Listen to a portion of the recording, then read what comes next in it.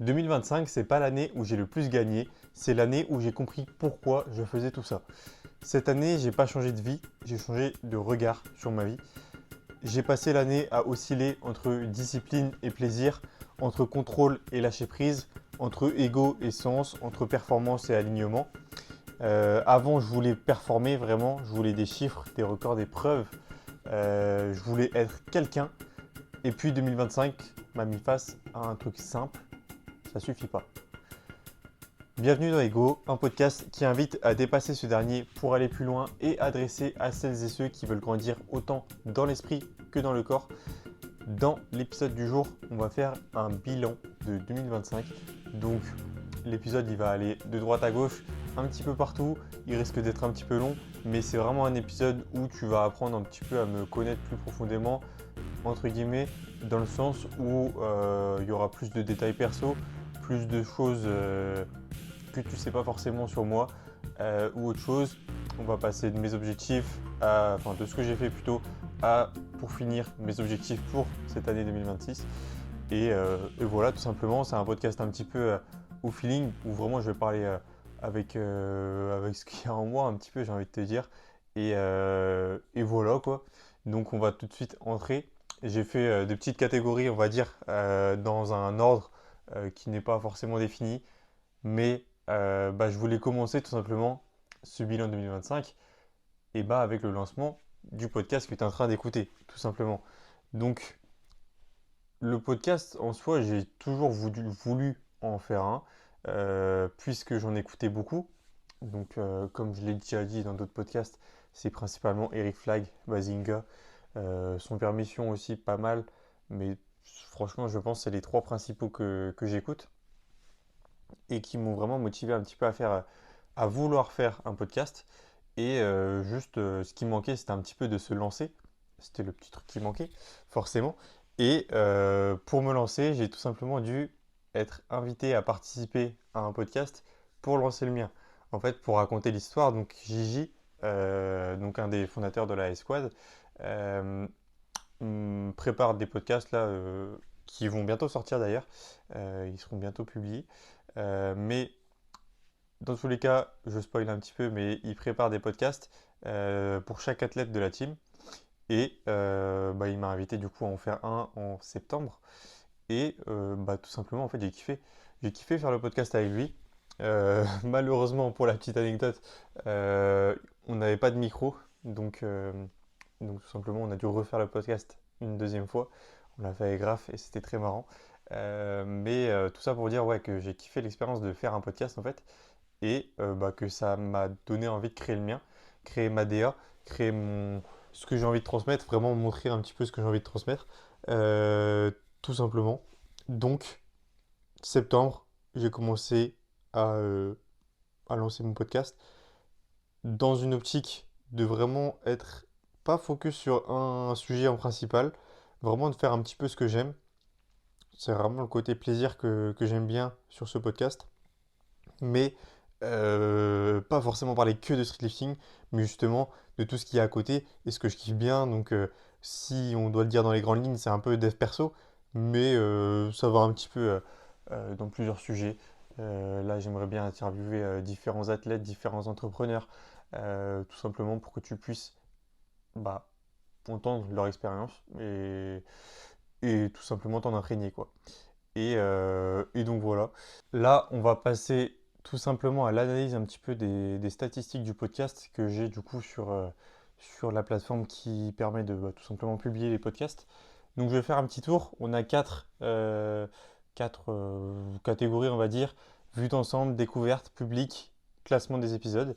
Donc déjà, au niveau découverte, j'ai eu 2284 impressions en tout, donc sur Spotify seulement, sachant que du coup le podcast est sur YouTube et sur Deezer. Sur YouTube, je ne peux pas vraiment avoir les stats, à part les stats que tout le monde a, donc les vues, les likes, tout ça. Mais sur Spotify, j'ai beaucoup de stats. Donc en gros, 2284, c'est quoi? C'est les nombres de fois où mon contenu a été affiché sur l'écran d'une personne.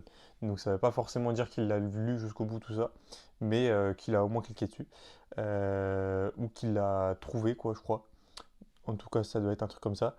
Ensuite, vue d'ensemble, on va mettre du coup depuis le début. Au niveau des lectures, je suis à 329 lectures depuis le début de l'année. Donc, lecture, c'est vraiment quelqu'un qui a écouté le podcast combien de temps? Plus de 15 minutes. Voilà. Ensuite, heure de lecture, j'en suis à 66. Donc, en tout, on m'a écouté pendant 66 heures. Et abonné 23. Voilà, depuis le début. Le gros pic de lecture, ça a été en novembre, le 26 novembre exactement. Voilà, tout simplement. Ensuite, au niveau du public, des petits stats sur toi qui écoutes le podcast. Donc, dans mon podcast, on a 41% des personnes qui sont des auditrices. Donc, on a 41% de femmes et 58,3% d'hommes.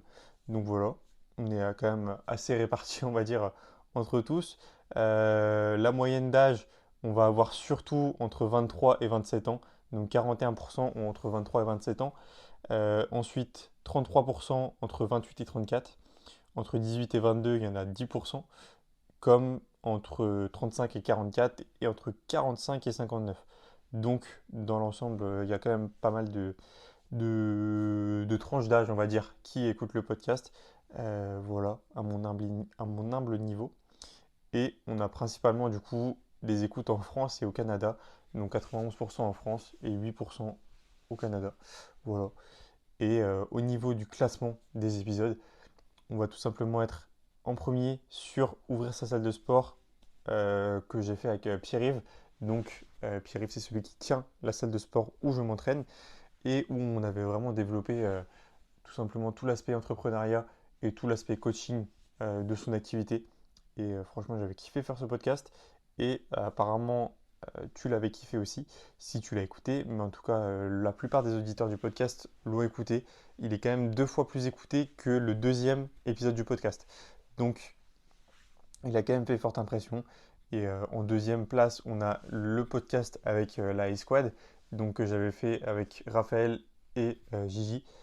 Et en troisième place, courir 50 km avec une fracture, David Goggins, et le parallèle entre force physique et mentale, qui du coup est le troisième podcast le plus écouté. Donc voilà, tout simplement. En tout, ça nous fait 1, 2, 3, 4, 5, 6, 7, 8 épisodes depuis septembre. Comme je l'ai déjà dit dans des podcasts précédents, j'ai pas de cadence que je veux respecter en soi. Je veux juste en faire quand j'ai envie et en faire quand ça me plaît. Tu vois, je n'ai pas envie de me forcer à faire un podcast. Euh, à l'heure d'aujourd'hui, là en février, si tu l'écoutes, tu seras censé avoir 3 podcasts dans le mois, en commençant du coup par celui que tu es en train d'écouter. Donc voilà, les 2 autres sera avec 2 invités. Euh, donc voilà, j'en dis pas plus, mais ça sortira très bientôt. Donc voilà. Cette année 2024, 2025 pardon plutôt, ouais 2025, je suis passé vraiment à quelqu'un qui, en fait en 2023-2024, ça m'arrivait de m'ennuyer quasiment tout le temps en fait et d'avoir rien forcément à faire. Et du coup, je suis passé à ça, à être tout le temps occupé, débordé entre guillemets, mais pas vraiment, hein. Je ne suis pas débordé comme pourrait l'être, je sais pas, Pierre-Yves par exemple, comme on en parle, qui vraiment a beaucoup beaucoup d'heures de travail, mais dans le sens où j'ai tout le temps quelque chose à faire. Et justement, ça, c'est quelque chose que je kiffe, de ne jamais m'ennuyer, de tout le temps avoir quelque chose à faire. C'est quelque chose que j'apprécie et dont je suis content sur cette année. Le point négatif que j'aurais noté, donc avec cette petite parenthèse, c'est que forcément, plus de travail, plus d'activité égale plus de fatigue, hein, c'est normal. Et que du coup, j'ai besoin d'un petit peu plus de sommeil qu'avant. En fait, je suis quelqu'un qui mentalement n'a jamais eu besoin de beaucoup de sommeil. Je l'ai déjà évoqué dans d'autres podcasts, mais j'étais insomniaque, tout ça, bref, on, on fait une aparté là-dessus. Mais j'ai jamais eu besoin de beaucoup de sommeil en fait pour récupérer mentalement. Honnêtement, que je dorme 4 heures ou 8 heures ou 10 heures, mentalement ça sera pareil. Mais par contre, je ne suis pas un alien. Physiquement, ton corps, il a besoin de temps pour récupérer, de temps de sommeil pour récupérer. Donc là, par contre, oui, j'ai besoin de beaucoup de sommeil. Donc beaucoup de sommeil en soi, je fais 8 heures minimum, hein, euh, la plupart du temps. 8 heures dans le minimum et après si je peux faire plus, je fais plus. Voilà, tout simplement. Mais ouais, du coup, petit aparté sur ce côté de 2025 où vraiment j'ai eu tout le temps quelque chose à faire, où je me suis jamais ennuyé et ça j'aime bien, j'aime beaucoup. Donc voilà. Ensuite, on va passer du coup à la professionnalisation pardon, du compte. Donc quand je dis compte, ça va être surtout sur Instagram et en soi l'entité entre guillemets Pierre Âpre, même si c'est pas une entité, tu vois, c'est juste le nom de mon compte. Et donc professionnalisation du compte et du coaching.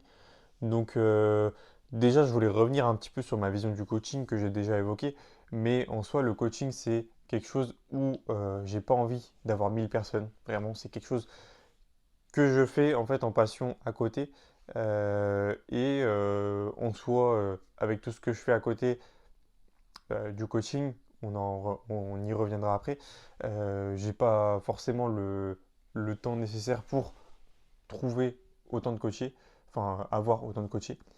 Et c'est même pas avoir le temps, c'est trouver le temps plutôt. Donc voilà. Et en gros, bah, je sélectionne beaucoup qui je prends en coaching. J'ai besoin d'un profil en particulier. euh, et je fais pas vraiment ça pour l'argent, honnêtement. Enfin, même si, ok, c'est bien de faire un petit peu d'argent avec, forcément, on va pas cracher dessus. Mais tu vois, coacher quelqu'un qui me paye 200 euros par mois et qui me fera des retours de merde, qui n'est pas impliqué, qui machin, bah franchement, ça t'intéresse pas quoi. Enfin, c'est pas très intéressant, ça apporte pas forcément de valeur et c'est pas quelque chose qui me plairait. Donc moi, je veux continuer avec les coachés que j'ai actuellement qui sont vraiment très impliqués, tous autant qu'ils sont, très impliqués et bah, vraiment qui donnent de leur mieux et qui font des vrais retours, qui sont mes potes en fait, en fin de compte, tout simplement. Donc voilà, moi je veux continuer dans ce sens. Euh, pardon. Cette année, du coup, j'ai pu accompagner 8 coachés en tout, donc 6 sur du long terme, 2 sur du court terme. Et à à mon humble niveau, à mon humble début, moi je trouve ça déjà pas trop mal. Euh, voilà, comme j'ai dit, de toute façon, c'est pas le chiffre en soi qui va compter, c'est plus la qualité que je mets dans le coaching et que le coaché me renvoie en retour, forcément. C'est quelque chose qui est très important, je trouve, dans le coaching. Et ça, on pourrait en parler des heures et des heures, honnêtement. Il y a plein d'aspects que je ne vais pas aborder, mais qui pourraient l'être. Et, euh, et voilà, quoi, tout simplement. Tout ça pour dire que j'ai envie de continuer dans le coaching, mais juste garder ça dans le côté passion et pas professionnaliser ça jusqu'au sommet, jusqu'à créer, comme certains peuvent le faire, du coup, vu que c'est leur métier complet, créer une entité avec des employés, enfin des employés, d'autres coachs, hein, des préparateurs, tout ça. Même si c'est très intéressant, hein, je dis pas le contraire, c'est très très intéressant et je pense que ça apporte énormément de valeur au coaché d'avoir des professionnels à côté. Mais juste, j'ai envie de faire mon truc dans mon coin et puis voilà, quoi, de kiffer tout simplement. Donc voilà, sur le côté professionnalisation du compte et du coaching.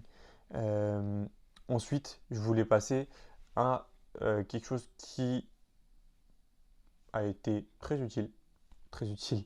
Je ne sais pas si c'est le mot utile, on va dire, euh, qui, euh, qui est important. Mais en gros, j'ai passé du coup ma licence de juge Final Rep cette année.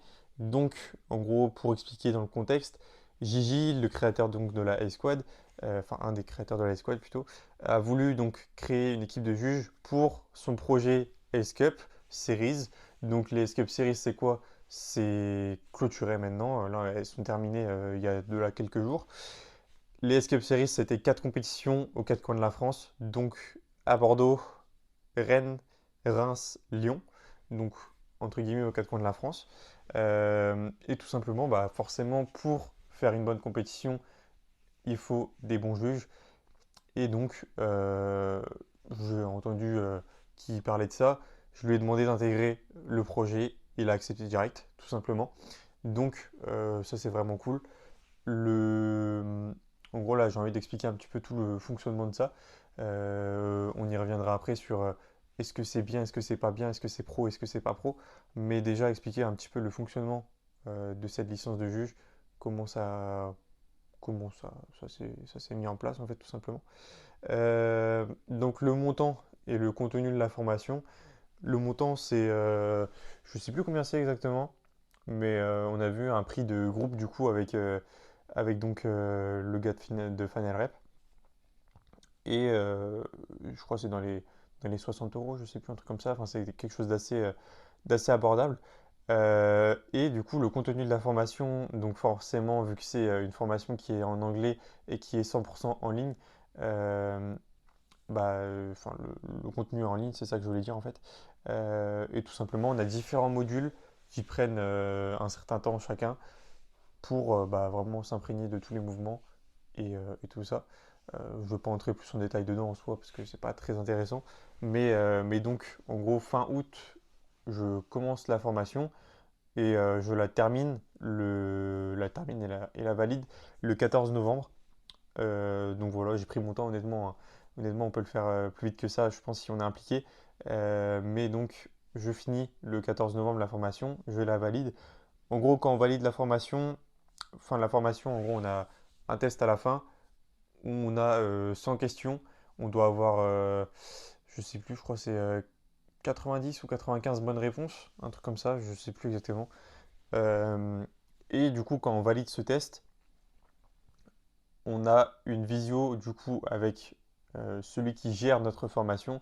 Donc là, en l'occurrence, c'était Gigi, vu que Gigi est, je crois, formateur reconnu, un truc comme ça chez FunnelRep. Mais, euh, mais donc, on a obligatoirement une visio avec lui où lui nous pose des questions. En gros, c'est un petit examen oral. Il nous pose des questions. Si on répond bon, on est validé tout simplement. Et voilà. Donc, tout simplement, le 14 novembre, j'ai eu la visio avec Gigi. Et dans la foulée, donc après, il m'a dit que c'était validé. Et les gars de Final Rep, du coup, m'ont envoyé ma licence, tout simplement. Donc, un point que j'aimerais bien aborder aussi, c'est le comparatif un petit peu avec la FF Force par rapport à l'expérience que j'ai eue avec les powers, par exemple, de ma salle, qui disait que donc le jugement de streetlifting était moyen. Ce que je peux comprendre, mais en fait, après, il y a différentes entités, on va dire. Il y a FNSL, il y a FNLREP, par exemple, pour dissocier les deux, qui n'ont pas le même règlement. Et moi, je trouve ça, en fait, vraiment un plus d'avoir une formation pour les juges, même si c'est pas la formation du siècle, comme pourrait l'avoir la FF Force, où le taux de réussite est vraiment très bas, c'est assez sélectif, tout ça, et le diplôme est long à passer, c'est en présentiel, tout ça. Mais en fait, il faut comprendre aussi que le streetlifting, c'est un sport en développement, donc forcément, on n'a pas les moyens de tout de suite faire des formations qui déjà seraient reconnues par l'État. Et tout simplement en présentiel, c'est quelque chose où on n'a pas les moyens. Donc pour l'instant, au début, à notre humble niveau, on va dire, moi je trouve ça quand même très très bien de pouvoir proposer des formations, même si c'est en ligne, à des juges pour tout simplement professionnaliser un petit peu le sport. Ok, certes, c'est pas aussi strict que la FF Force, on pourra faire le comparatif, mais juste en fait, oui, c'est un plus d'avoir une expérience que à la place de ça, laisser des juges sans formation aller juger. Même si c'est ce qui se fait encore, hein, et c'est normal parce que du coup, il n'y a pas assez de juges formés. Mais il faut que les gens reconnaissent un petit peu quand même que c'est un plus d'avoir quelque chose comme ça, donc une petite formation en ligne. Petite, elle est quand même assez complète, hein. Mais bon, ça dépend forcément de ton niveau d'investissement. Donc c'est quand même mieux d'avoir une formation en ligne que de ne rien avoir, moi je trouve. Et voilà, quoi, tout simplement. Ça, c'est mon avis personnel. Surtout, l'ensemble de ce podcast. Et n'hésite pas à donner ton avis, hein, tout simplement. C'est le but. Parce qu'il y a quand même pas mal de sujets où je pense qu'on peut débattre un petit peu. Donc, les commentaires sont la bienvenue. Vraiment. Donc voilà. Euh, le 19 avril, du coup, j'ai commencé à juger. C'était sans licence, parce que du coup en avril c'était avant août, forcément avant que je passe la licence. Le 19 avril, on a jugé une compétition à Plabennec. Donc on était Zoé, Raphaël et moi. C'était une compétition amateur, hein, vraiment, c'était pour générer un petit peu de fonds pour l'association et faire kiffer tout simplement les débutants. Ça, c'était la première expérience en tant que juge et franchement, j'avais bien kiffé. J'avais pas encore la licence. Donc, c'était quelque chose de pas très strict, hein, c'était vraiment pour faire kiffer les gens. Donc, dernièrement, j'ai eu ma première expérience en tant que juge, mais plus reconnu donc à la S-Cup Series de Rennes. Et en fait, je voulais tout simplement partager un petit peu le ressenti là-dessus. Moi, je trouve que c'est pas facile, honnêtement, de juger. C'est vraiment pas facile. Et il faut être quand même impartial. Tu vas pas, comme on a vu au Worlds 2025, du coup, où certains critiquaient parce que donc à chaque fois qu'il y avait un essai, chaque juge se regardait comme ça et regardait quel juge, enfin qui a mis quoi, et en fonction de qui a mis quoi, il levait tel carton.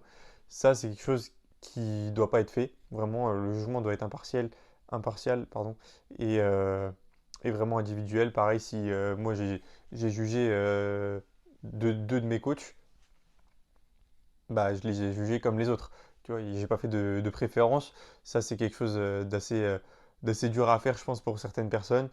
Euh, et, euh, mais voilà, quoi, tout simplement, en fait, c'est pas facile de juger. Mais par contre, c'est quelque chose, une expérience assez enrichissante, honnêtement, qui est franchement bien. Et là, dans un aspect, dans un contexte professionnel comme ça, où tu as une VAR, où tu as tout ce qu'il faut, tous les outils qu'il faut pour bien juger, tu as les cartons, tu as tout ça, bah franchement, c'est une expérience qui est quand même plutôt positive. Et, euh, et voilà, quoi, tout simplement. Donc ça, c'était le petit topo en gros sur la licence de juge que j'ai pu passer cette année. Voilà. Pareil, s'il y a des questions, n'hésitez pas dans les commentaires, hein. Ça reste toujours important. Alors, cette année, comme je l'ai dit, j'ai pas tout gagné. J'ai eu pas mal d'échecs, notamment du coup en street lifting. Là, on va faire un petit peu le tour de mon année en concernant donc le street lifting de mon côté. Voilà. Donc, je dirais que tu vois, c'est une année en lifting d'échecs un petit peu, mais pas que.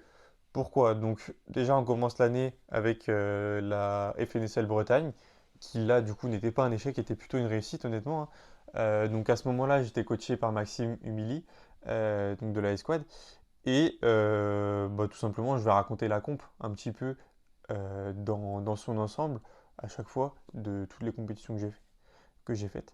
Donc déjà, au niveau de la pesée, j'étais en moins de 80, inscrit en moins de 80. J'avais fait un sauna la veille et, j'avais pas mangé du tout le matin. Et pourtant, j'ai eu un petit peu chaud au cul parce que j'ai été pesé donc, à 79,8. Donc j'étais en dessous de 80, donc c'était bon. Euh, donc la comp se passe plutôt bien. Vu que c'était ma première comp 4 mouvements, j'étais un petit peu stressé forcément. J'avais déjà fait des comps mais que en only. Là c'était une 4 mouvements. La première expérience c'est un mélange d'excitation et de stress. Ça dépend pour les personnes. Mais honnêtement j'étais stressé en fait avant la comp. Donc la semaine avant la comp j'étais stressé. Mais par contre au moment de la comp rien du tout. Donc je réagis très bien en fait au moment de la comp, mais pas forcément, enfin au niveau du stress, mais pas forcément du coup avant. Donc voilà. Et je pense que vaut mieux ça que l'inverse en soi. Donc voilà. La pesée se passe nickel. Et je vais résumer un petit peu mouvement par mouvement ce que j'avais fait. Donc muscle up, on avait sécurisé le premier essai à 5 kg. Ensuite on est passé à 10 kg, puis à 15 kg. Les trois sont passés. J'étais content, honnêtement. Donc voilà. En traction, on a commencé, je crois, à 5 à 50, je crois. Ensuite 55 et ensuite 60. Les trois sont passés aussi. Donc content aussi. Non, non, je crois que j'avais commencé à 52,5, puis 60, puis 65, mais du coup le 65 n'était pas passé. Je crois que c'est ça plutôt. Ça fait un petit moment, là ça fait un an du coup, hein, mais voilà. Au dips, j'avais fait 90, 97, un truc comme ça, je crois, et 105. Donc là, j'avais fait un PR au dips, j'étais content, 105 kilos. Euh, et au squat, combien j'avais fait? J'avais fait seulement, enfin, entre guillemets seulement 165 en dernière barre. Donc voilà, ça faisait un total à 300, je crois 345 si je ne m'abuse par mémoire. Mais je suis pas sûr, faudrait que je vérifie. Mais bref, cette comp, j'étais content. Donc j'ai fini premier de ma catégorie, donc en champion de Bretagne en soi en moins de 80. Donc voilà, j'étais content et surtout il y avait de la concurrence, hein. Le deuxième était vraiment à très peu de kilos que moi, ça jouait à 5 à 10 kilos je crois. Donc franchement, c'était quelque chose de vraiment bien. Cette comp-là, j'ai vraiment eu un très bon souvenir dans une très bonne salle avec un bon jugement, tout ça. Donc ouais, franchement, c'était top cette comp. Ça, c'est la réussite principale en termes de compétition, je pense, de 2025. Voilà. Ensuite, du coup, en février, je suis allé voir une comp d'endurance où il y avait du coup un pote à moi, Igor, qui faisait la compétition. Bah, j'y ai aussi du coup. Euh, ou alors c'est une autre. Non, c'est ça. Je crois que c'était ça. Et franchement, j'ai kiffé un petit peu. C'était la première fois que j'allais voir une compétition d'endurance. Et c'est quelque chose qui est quand même beaucoup plus dynamique forcément que le street lifting où bon, tu as un mouvement qui dure 3 secondes. Tu es chaud pendant 3 secondes. Et après, le public, il doit attendre l'autre passage. Alors que là, en endurance, du coup, c'est pendant, je ne sais pas exactement, je ne veux pas dire de bêtises, mais entre 10 et 20 minutes que les gens passent. Et c'est à fond, il faut dépasser l'autre équipe, par exemple. Donc franchement, ça, j'ai kiffé. Et pourquoi pas un jour tenter de faire de l'endurance, même si Dieu seul sait que c'est très loin d'être mon point positif, enfin, mon point fort plutôt. Mais pourquoi pas essayer, hein, un jour. Voilà. Moi, j'ai un profil vraiment plus orienté force. L'endurance, c'est vraiment pas mon truc, endurance musculaire. Donc, à voir, à tester peut-être un jour. Ensuite, en avril, du coup, il y avait la S-Cup. La S-Cup globale, hein, il n'y avait pas encore les S-Cup Series, tout ça. J'ai kiffé cette comp. Cette comp, du coup, j'ai été juge technique. Juge technique, c'est quoi? C'est on vérifie le matériel. Principalement, on vérifie que tous les athlètes ont bien mis leur ceinture correctement, s'ils ont des chaussures, s'ils ont pardon, un bonnet qui n'est pas autorisé. Pardon, la maladie qui n'est pas encore passée totalement. Euh, mais donc, tout simplement, ouais, la Ice Cup, c'était vraiment une comp incroyable. Bon, je pense que c'est la meilleure comp, enfin, la meilleure comp à laquelle j'ai assisté pour le moment. Et j'ai bien hâte de voir la comp, enfin la Ice Cup de cette année. Voilà, j'ai fait des super rencontres là-bas, notamment Théo, que je voulais vraiment rencontrer depuis longtemps, Théo Goodtoke, qui bah, est une des personnes qui m'a motivé vraiment à faire du street. Et je tiens à mettre un point d'honneur là-dessus. Théo, c'est une personne en or, en tout cas. Tu vois, on avait demandé à personne de ranger le matériel après. Théo, il est venu et il nous a aidé à ranger, par exemple. C'est un exemple, hein, mais bon, il y a des personnes vraiment qui sont top. J'avais pu interviewer du coup Théo, Aubin. Aubin, c'est pareil, un gros pilier du street lifting, hein. Euh, Amour, Lise, Captain, je sais plus si je l'ai déjà dit ou pas. Mais bref, j'avais fait une interview avec eux et Théo et Nas du coup. Nas, pareil, super rencontre.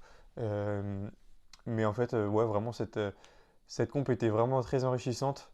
Déjà du côté des rencontres, vu que bah, j'ai fait beaucoup de rencontres, mais aussi du côté pro, parce que franchement, tu vois, on était assez choqués du niveau de professionnalisation que la Esquad a réussi à mettre en place. Je dis pas ça parce que j'en fais partie.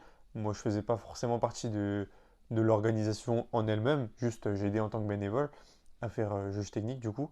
Mais ça faisait plaisir, quoi, tout simplement, de voir une comp aussi bien organisée, aussi professionnelle, où les gens kiffaient autant et où il y avait surtout une ambiance de dingue, quoi, tout simplement.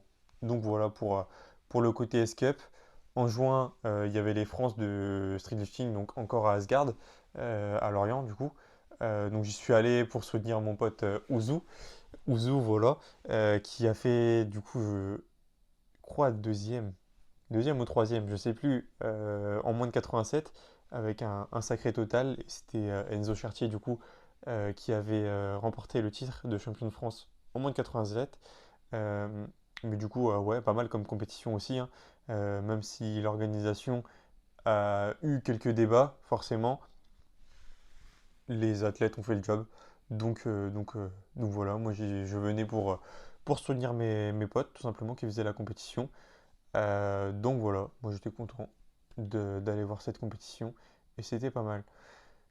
Alors dans cette période de juin, enfin, ça a plutôt commencé du coup en janvier jusqu'en juillet, j'ai arrêté du coup le suivi avec Maxime, plus pour des questions d'argent qu'autre chose, vu que je suis étudiant à côté. Et en gros, Aubin avait republié une story de Antoine Herbrad, donc de Akai Performance, euh, que tu connais peut-être, et en gros qui sélectionnait 8 athlètes. Bon, de base c'était un petit peu moins, mais du coup 8 athlètes. Enfin 7 athlètes avec lui en plus. Euh, mais du coup qui sélectionnait plusieurs athlètes à coacher gratuitement pendant 6 mois. Moi j'avais postulé parce que bah, dans l'occasion c'était quelque chose qui me convenait beaucoup. Et donc j'avais été sélectionné tout simplement par Antoine. Euh, donc c'est un gros projet qu'Antoine il a fait et qui a très très bien marché honnêtement. Il s'est construit une très bonne base avec ça. Et c'est un très bon coach Antoine, très humain surtout je trouve. Et donc voilà, à partir de janvier du coup après la conf de la FNSL Bretagne, je passe avec donc Antoine. Je précise, c'est pas forcément la bonne idée de changer tout le temps de coach, hein. Vaut mieux avoir quelqu'un qui te connaît bien que de changer tout le temps de coach. Mais là, dans le contexte, comme j'ai expliqué, j'ai changé de coach tout simplement. Et du coup, pendant 6 mois, j'étais avec Antoine.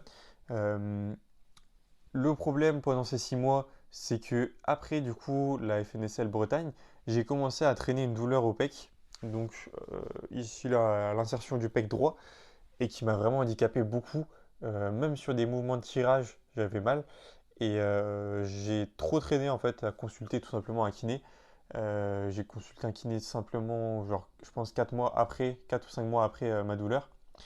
Et tout simplement, là, pendant ces 6 mois, malgré le coaching d'Antoine qui avait vraiment été bien, sur le côté haut du corps, j'ai vraiment pas vraiment progressé à cause de ma douleur.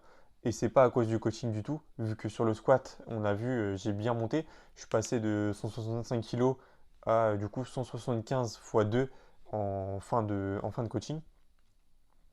Et, euh, et voilà quoi. Donc, ce coaching-là, on a fini par un bootcamp, du coup, encore à Asgard, le 17 juillet, avec du coup tous ceux de l'entité Akai. Donc, il faut savoir qu'on était beaucoup, enfin, beaucoup dispersés, on va dire. On était deux à venir de Bretagne, et sinon, le reste, c'était Paris, dans le sud de la France, tout ça. Donc, on s'est tous rejoints à Lorient, tout simplement. Et on a fait un bootcamp ensemble qui était vraiment super, très humain. Enfin, vraiment, en fait, malgré que j'ai pas fait une grosse performance en fait sur ce bootcamp, je vais y revenir après. C'était vraiment une super expérience de rencontrer des gens comme ça dans le streetlifting et tout simplement partager des moments aussi hors du streetlifting pur, que ce soit en resto, en bowling, tout ça. Ça, c'était vraiment top. Et voilà. Donc là, je vais raconter un petit peu le déroulé de la compétition en elle-même. Donc c'était pas une comp officielle, hein, c'était une comp organisée par Antoine pour le bootcamp, du coup pour nous tester en gros à la fin du coaching. Et moi j'ai pas mal sous-performé, du coup c'était une période où j'étais pas forcément très en forme on va dire. Et voilà, on y reviendra après. Mais du coup pour raconter la comp, au muscle up, j'ai fait 15 kilos, mais le problème, c'est que, c'est que je suis trop grand et du coup, bah, le poids a touché le sol au niveau du retour. Le poids a touché le sol, du coup, bah, soit je l'ai passé quand même, hein, mais bon, c'était pas propre du tout. Et après, j'avais voulu mettre 20 kilos, bon, ça passait pas du tout, honnêtement. Traction, j'avais refait 60 kilos, donc voilà. Dips, j'avais fait 90, 100 kilos, je crois. Et ensuite, j'avais voulu mettre 107,5 donc pour dépasser mon PR de 105. Sauf que du coup, les 107,5 ne sont pas passés. En fait, on voit vraiment sur la vidéo que mon côté gauche monte et que mon côté droit, où vraiment j'avais mal au pec, bah, en fait, redescend d'un coup. Et du coup, bah, vraiment, c'était pas passé. Et ça, ça m'avait vraiment beaucoup frustré sur le moment. J'avais un petit peu crié et ça avait mis un gros blanc. La vidéo, elle est sur mon compte Insta, mais, euh, mais voilà quoi, juste j'étais déçu en fait, tout simplement. Et les blessures, c'est jamais facile à gérer. Si tu es athlète, tu sais très certainement bah, de quoi je parle. Et au squat, j'avais fait 170, je crois. Et après, j'avais fait un jump à 180, mais qui n'était pas passé. Pourtant, je pensais que ça allait vraiment passer. Écoute, on peut pas tout avoir, mais du coup, ouais, sur cette comp, j'ai pas fait une énorme perf. Mais voilà quoi. Du coup, après cette comp, j'ai eu un besoin en fait de m'auto-coacher, hormis sur le squat où du coup j'étais coaché par Mathéo. Mathéo qui est un power du coup qui s'entraîne dans la même salle que moi et qui vraiment en devenir sera un très très bon coach. Il est déjà un très très bon coach, mais il se forme en continu et notamment sur la partie prépa mentale où là il est vraiment très très compétent. Donc voilà, moi je ne peux que le recommander aussi. Euh, et du coup, ouais, je m'auto-coachais sur le mois d'août, sur les trois mouvements de street et le squat, c'était lui qui me le faisait. Mais en fait, je me suis vite rendu compte que quand je m'auto-coach, et bah, j'ai tendance à monter beaucoup trop haut, beaucoup trop vite. Donc à être un petit peu dur avec moi en soi. Et donc, résultat, bah, quand je suis seul, je vais trop haut et je me fais mal, tout simplement. Donc là, la douleur au pec qui revient. J'avais aussi un problème au biceps, où vraiment je pouvais même plus lever le bras à un moment. Mais donc voilà, ça allait mieux après. Et après, du coup, en septembre, je passe un compromis, on va dire, entre guillemets, avec Romain. Donc Romain sur Insta, Sante Maclo, qui me coach jusqu'à maintenant. Et, euh, et donc je passe avec lui, avec un compromis, comme j'ai dit, qui était en fait bah, de m'apprendre un petit peu plusieurs choses sur le coaching. Romain, en fait, il est très scientifique. Je t'invite d'ailleurs, si tu aimes le streetlifting, à aller regarder son site internet, donc qui est performancesportif.com, qui en fait est le seul, honnêtement, enfin en tout cas j'en connais pas d'autres, seul site internet qui propose des articles sur la biomécanique du streetlifting, enfin des mouvements de streetlifting, vraiment des analyses très complètes. Et en fait, si tu veux comprendre un mouvement, honnêtement, c'est vraiment une source, une ressource qui est indispensable. Donc moi, je ne peux que conseiller d'aller voir ça. Et là, au bout de, du coup, bah, là, ça fait 6 mois, il m'a appris vraiment énormément. Et lui en suis très reconnaissant, pardon. Et voilà, j'ai monté sur à peu près tous les mouvements. Et Mathéo continue à me coacher juste sur la partie squat. Mais voilà quoi, tout simplement. Euh, En début d'année, j'avais l'ambition de faire une compétition. Donc je me suis inscrit à la S-Cup Series de Bordeaux, qui était la première S-Cup Series. Et en gros, le but, c'était pas forcément de faire une énorme perf, mais surtout en fait de faire une compétition hors de la Bretagne, pour un petit peu sortir de ma zone de confort, on va dire. On a fait la route avec Raphaël sous la pluie, vraiment l'aller-retour sous une pluie, mais un torrent pas possible, comme quoi il pleut pas que en Bretagne, mais c'était vraiment atroce la pluie. Et donc on est arrivé assez tard à Bordeaux, hein. On est arrivé je crois à 21 h à la salle. La compétition c'était le lendemain à 7 ou 8 heures. On est arrivé ouais, vers 21 h à la salle, on devait encore installer quelques trucs. Et après on a dormi du coup chez euh, Mathis, donc une autre rencontre que j'ai faite là-bas, excellente. Mathis qui est vraiment super impliqué dans le streetlifting et qui vient de valider aussi sa licence de juge en streetlifting. Et donc j'ai dormi chez lui, mais on a dormi quand même assez tard au final, hein. Je me suis couché vers 2-3 heures, je pense, alors qu'il y avait la comp le lendemain, ce qui est vraiment pas une bonne idée aussi. Euh, mais voilà, la comp, je voulais la faire dans tous les cas, juste pour me tester un petit peu. Et le problème que j'ai rencontré, c'était exactement le même que sur la compétition du bootcamp avec Antoine, où en fait, je ne l'ai pas précisé d'ailleurs sur le bootcamp, mais au moins je précise là avec les deux. En fait, physiquement, ça pouvait aller, mais mentalement, j'étais pas dedans. En fait, c'est très compliqué à expliquer, mais c'est le manque. En fait, ne pas réussir à se hyper, ne pas réussir à vraiment se mettre en feu, comme j'arrivais à me mettre un petit peu bah, par le passé, tout simplement. j'arrivais vraiment pas à me mettre dedans mentalement. Et en fait, j'étais pas focus, j'étais pas dedans du tout. Et physiquement, ça allait, mais quand mentalement ça suit pas, et ben les conséquences, c'est que tu ne valides pas ton mouvement tout simplement. Et tu fais un petit peu de la merde entre guillemets. Mais bon, je suis quand même content de la comp, enfin d'avoir fait la comp. Je suis pas content de mes perfs en elles-mêmes. Donc pour résumer, Muscle Up, j'ai fait 15 kilos. 16-25, c'était à ça de passer, mais en revoyant, j'ai tiré trop tôt et du coup, c'est pas passé. Traction, toujours pareil, 60 kilos. Ça n'a pas voulu bouger. Les 65 étaient vraiment à là, quoi. Mais c'est pas passé. Dips, j'étais très confiant.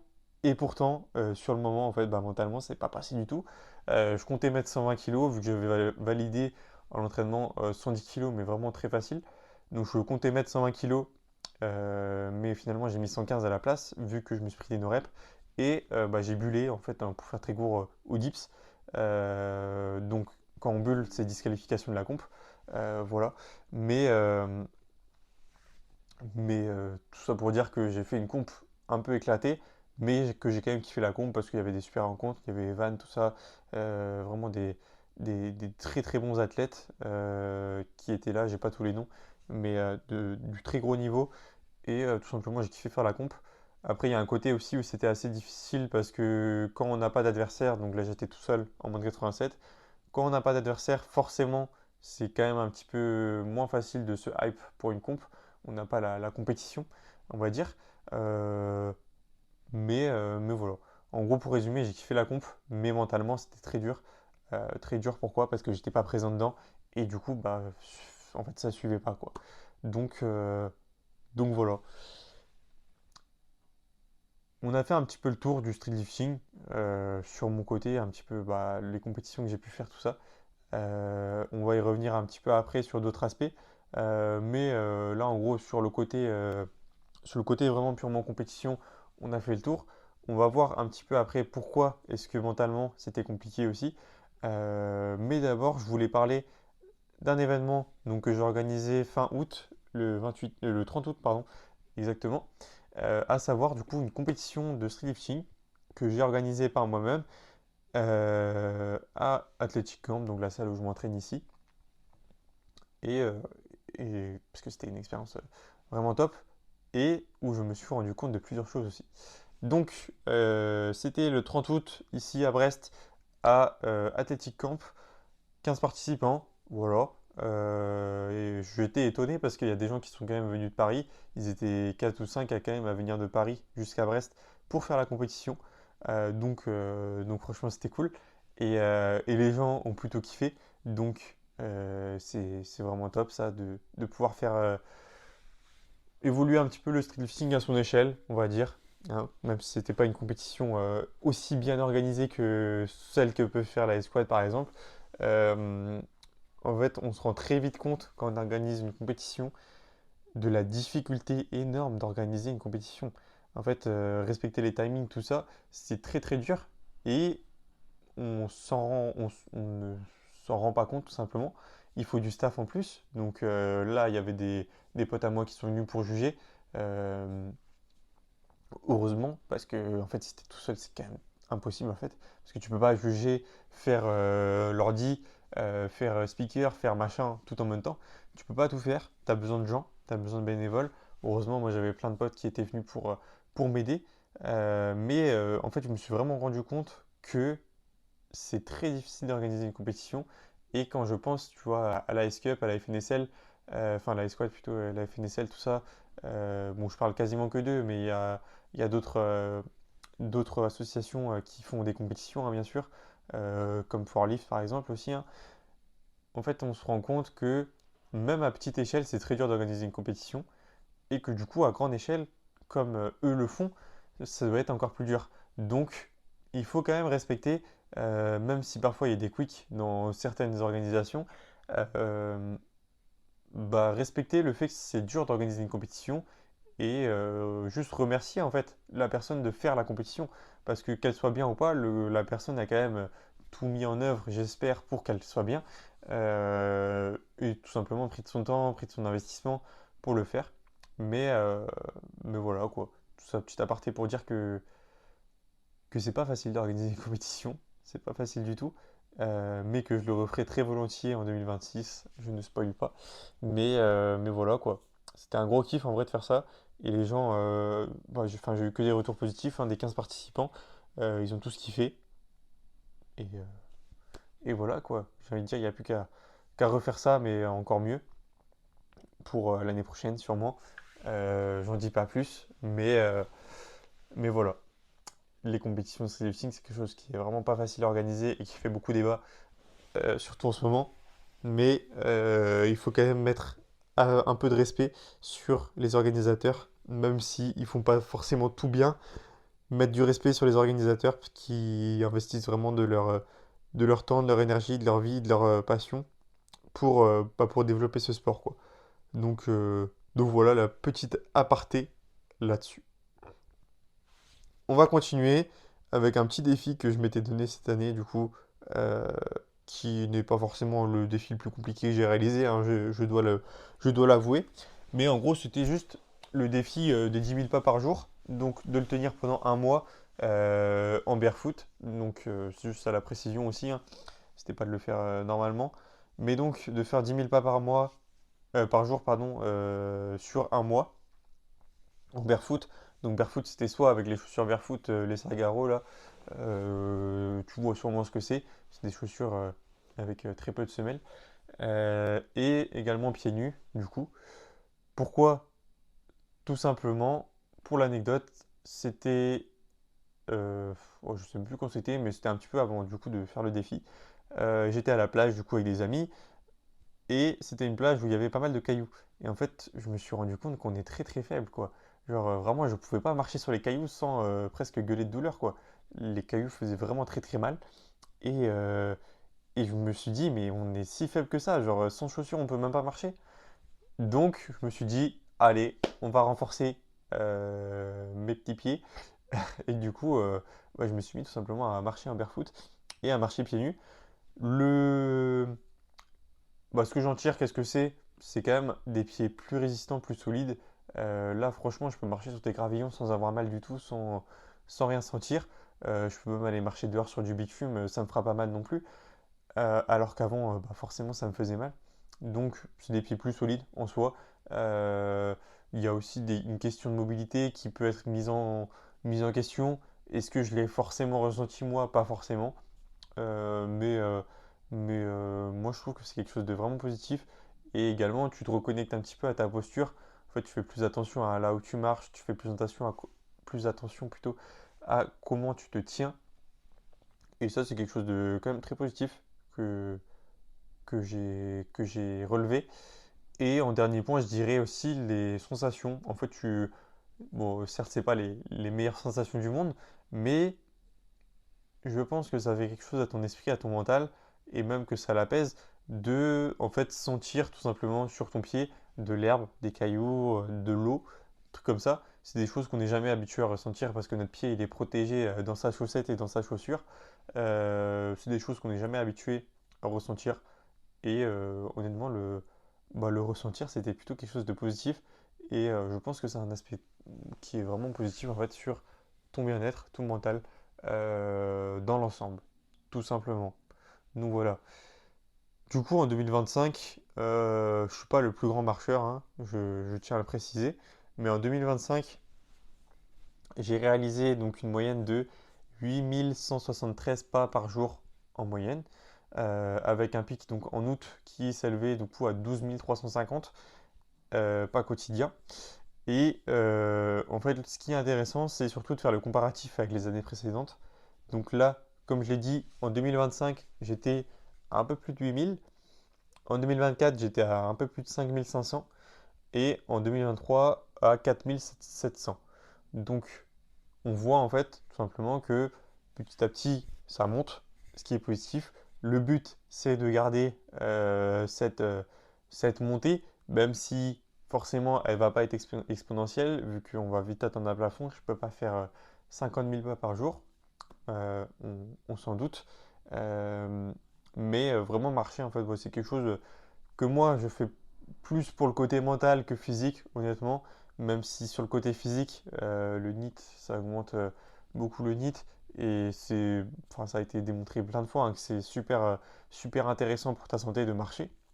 Euh, mais voilà, moi je le fais surtout pour le côté mental, soit pour marcher tranquille, réfléchir, être dans mes pensées, soit pour écouter un petit podcast pendant que je marche, tout simplement. Moi je trouve qu'on réfléchit mieux en marchant. Dans Deep Work, Cole Newport, là, il disait également que c'est une très bonne technique de marcher en fait pour réfléchir mieux. Donc voilà, ça je te laisse en juger par ton expérience personnelle et le tester toi-même, tout simplement. Donc voilà. Également, je tenais à dire que vu que désormais j'ai le permis et que j'ai besoin de ma voiture tous les jours, il y a forcément moins de pas engendrés. Avant, je me déplaçais, on va dire quand j'étais adolescent, quand j'avais moins de 18 ans, en gros, hein, je me déplaçais à pied beaucoup plus, forcément, pour aller en cours. Tout ça pour faire tout, parce que t'as pas d'autre choix en fait, tout simplement. Et là, quand tu as le choix de la voiture et que tu as forcément 40 minutes de voiture par jour minimum, ce qui est mon cas personnel, tu es quand même obligé de prendre la voiture, quoi.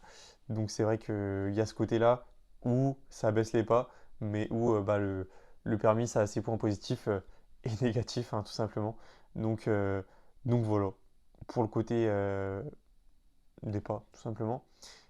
Et je vais enchaîner sur une transition un petit peu plus personnelle, on va dire, mais que j'avais envie de mentionner un petit peu dans ce podcast. C'était tout simplement l'envie de prendre un chien.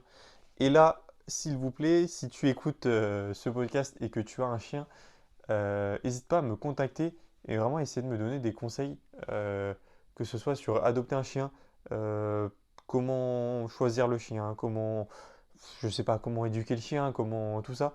En fait, si tu peux me renseigner là-dessus, si tu t'en sens compétent, et ben franchement, je te demande de le faire parce que c'est quand même important d'avoir, si on prend un chien, d'avoir un bon climat pour lui, tout simplement.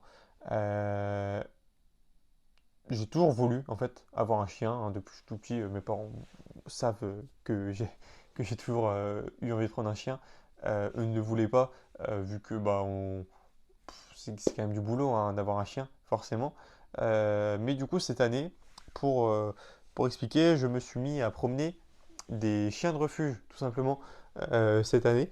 Et c'est quelque chose qui m'a beaucoup plu en fait d'aller au refuge et d'aller promener les chiens. Moi je suis quelqu'un qui est quand même assez fan des animaux en général. Et un chien, j'ai toujours eu envie de le faire, eu envie d'en avoir un plutôt. Euh, et tout simplement, si on n'a pas de chien et qu'on veut promener un chien, un refuge, c'est positif pour l'animal et pour le refuge, et pour moi aussi, hein. Donc c'est quelque chose que je t'encourage à faire sur ton temps libre, pourquoi pas. Si t'aimes les animaux et si t'as envie de donner un petit peu de ton temps pour leur bien-être, pourquoi pas. Écoute, essaye de faire des petits tours à ces animaux. Et voilà, quoi. C'était une toute petite aparté, hein. Mais tout ça pour dire que j'aimerais bien prendre un chien, que la question est en raisonnement, parce que c'est pas un choix qui se fait à la va-vite, on va dire, hein. Euh, donc, euh, donc voilà, si tu as des conseils, n'hésite vraiment pas à m'en donner. Ça, je suis vraiment très, très, très, très, très preneur. Et voilà, quoi, tout simplement, sur cette petite aparté. Sur cette année 2025, je me suis également rendu compte que j'étais complètement addict à la musique. Donc j'ai fait un podcast sur le sujet. Si tu l'as écouté, tant mieux, tu comprendras un petit peu mieux ce que je vais raconter là-dessus. Pareil, je ne vais pas faire une grosse aparté dessus, mais en gros, pour résumer un petit peu, enfin faire dans les grandes lignes un petit peu le podcast là-dessus, j'ai fait une semaine en fait sans musique du tout, donc pas de radio, pas de musique à la salle, pareil, enfin rien du tout. Il faut savoir que mon heure d'écoute quotidienne, elle doit être dans les. Je crois que honnêtement, au pic, elle devait être dans les 8 heures presque, hein. Euh, c'est énorme. Et en fait, c'était vraiment pour combler un vide mental. Enfin, pas un vide mental justement, mais moi, je suis quelqu'un qui réfléchit beaucoup, qui a tout le temps quelque chose dans la tête. Et avoir des musiques, ça te ça te détend, quoi. On va dire ça. Ça te détend, ça te met plus à l'aise. Mais sauf que je me suis rendu compte que je pouvais rien faire sans musique. Tout simplement, dès que je me réveille, musique douche, musique petit-déj, musique voiture. Après, pendant les cours, forcément, je n'ai pas. Mais musique à la salle, musique chez moi, tout le temps de la musique. Et en fait, ça plombe un petit peu ton attention et ça te puise un petit peu de l'énergie. Sans que tu le saches, sans que tu le veuilles, ça te puise de l'énergie. C'est scientifique en soi. Donner son attention, ça engendre une dépense d'énergie forcément. Mais tout ça pour dire que ouais, cette année, je me suis vraiment rendu compte que j'étais un petit peu addict à la musique. C'est pas la pire des addictions, hein, on va pas se le cacher. Mais dans le sens où le brouhaha mental que j'ai, faudrait que j'arrive à le faire diminuer par d'autres moyens que ça quand même. Parce que c'est quand même puissant en énergie. Je vais pas en vrai déblatérer plus dessus parce que j'en ai parlé pendant plus d'une heure sur le podcast sur la musique, que je t'invite à aller regarder donc, si tu veux comprendre pourquoi est-ce que j'ai fait ça. Euh, donc voilà quoi. Mais ça, on y reviendra. En gros, c'est un de mes objectifs en 2026 de pas forcément énormément diminuer la consommation de musique, mais mieux gérer ma consommation de musique, tout simplement. Et mieux gérer où, euh, où j'accorde tout simplement mon attention. Donc voilà. En 2025, j'ai également eu la confirmation que c'est plus fort que moi, dans le sens... En fait, c'est plus fort que moi. Que quand je n'aime pas quelque chose, je ne peux pas le faire. C'est quelque chose où j'ai trouvé qu'un exemple pour te le donner comme ça, hein. Mais par exemple, au niveau des études, là actuellement, moi je suis en études à côté, hein. On y reviendra aussi, et aussi après, de ma vie personnelle un petit peu plus. On y reviendra après. Mais je suis en études et la première année, je kiffais bien mes études. La deuxième, un petit peu moins. Et là, en troisième, bah, beaucoup moins. Là, franchement, c'est une corvée d'aller en cours, tout ça. Et en fait, je travaille même plus et j'ai même plus envie de travailler. Je suis quelqu'un qui a toujours eu des facilités en soi en cours, donc j'aurais pas de problème pour avoir mon année. Mais euh, je me suis encore plus rendu compte que quand j'aime pas quelque chose, je peux pas faire semblant. En fait, c'est pareil avec les gens, hein. Quand j'aime pas quelqu'un, je peux pas faire semblant. C'est un de mes traits de personnalité dont j'aurais aimé parler, tu vois, sur ce podcast. Mais, euh, mais tout simplement, en fait, j'y reviendrai après également, mais d'être vraiment dans le réel, pas dans pas dans le paraître, on va dire, hein. Et quand j'aime pas quelque chose, j'aime pas. Quand j'aime bien quelque chose, j'aime bien. Mais c'est quelque chose que je voulais mentionner. J'ai dit, hein, ce podcast, de toute façon, c'était un peu au feeling, un petit peu que je le fais. Donc, il n'y a pas forcément de structure, mais de petits trucs par-ci par-là que je voulais mettre. On va transitionner un petit peu avec les échecs, on va dire, que j'ai eu sur cette année, parce que c'est important de parler des réussites, mais c'est également important de parler des échecs. Euh, le premier échec, entre guillemets, que c'est échec de mon point de vue personnel, hein, propre à moi, mais le premier échec en soi que j'ai relevé, c'est la baisse du rythme de lecture à partir de l'été. Donc, de base, en gros, depuis quelques. Ça fait quoi? Ça fait 2 ans, un truc comme ça, 2 3 ans. Je me fixe de lire au moins 10 pages par jour. Et là, à partir de l'été, j'ai quand même baissé beaucoup le nombre de pages. Bah, surtout, en fait, des fois, je lisais plus du tout. Donc, ça, c'est un de mes échecs de cette année. Même si sur le début d'année, ok, j'ai quand même beaucoup lu. Mais donc, à partir de l'été, là, c'est vrai que j'étais quand même beaucoup moins focus sur la lecture. Donc ça sera un point qu'il faudra améliorer en 2026. On le verra plus tard. Et donc, si tu es curieux, j'ai noté un petit peu tous les livres que j'ai lus cette année. Comme ça, au moins, ça peut te donner des idées de lecture en plus. Donc, en tout, j'ai lu 11 livres. Premier livre, premier livre, je ne les ai pas mis dans l'ordre, hein, mais j'ai mis tout simplement tous les livres que j'ai lus. Le premier livre, c'était Steve Jobs de Walter Isaacson. Honnêtement, c'est un livre que je mettrais dans mon top 3, je pense, hein. C'est un gros pavé, certes, mais cet auteur Walter Isaacson, je l'aime beaucoup. Euh, Là, en ce moment, je suis en train de commencer donc Einstein, donc du même auteur Walter Isaacson. Et en gros, c'est des biographies, hein, un petit peu de personnalité et qui sont vraiment très complètes et très bien écrites. C'est facile à lire, c'est très long, hein, mais comme livre, ça doit être dans les 700-800 pages chacun, mais, euh, mais c'est des livres très faciles à lire et très agréables à lire. Donc je ne peux que recommander. Ensuite, j'ai lu Respirer de James Nestor. J'ai fait une aparté sur un podcast dessus. Du coup, je t'invite à aller le voir si tu veux comprendre comment respirer entre guillemets. Voilà. Ensuite, troisième livre, Voyage aux confins de l'esprit de Michael Pollan. Je ne sais pas si on dit Michael ou Michael Pollan.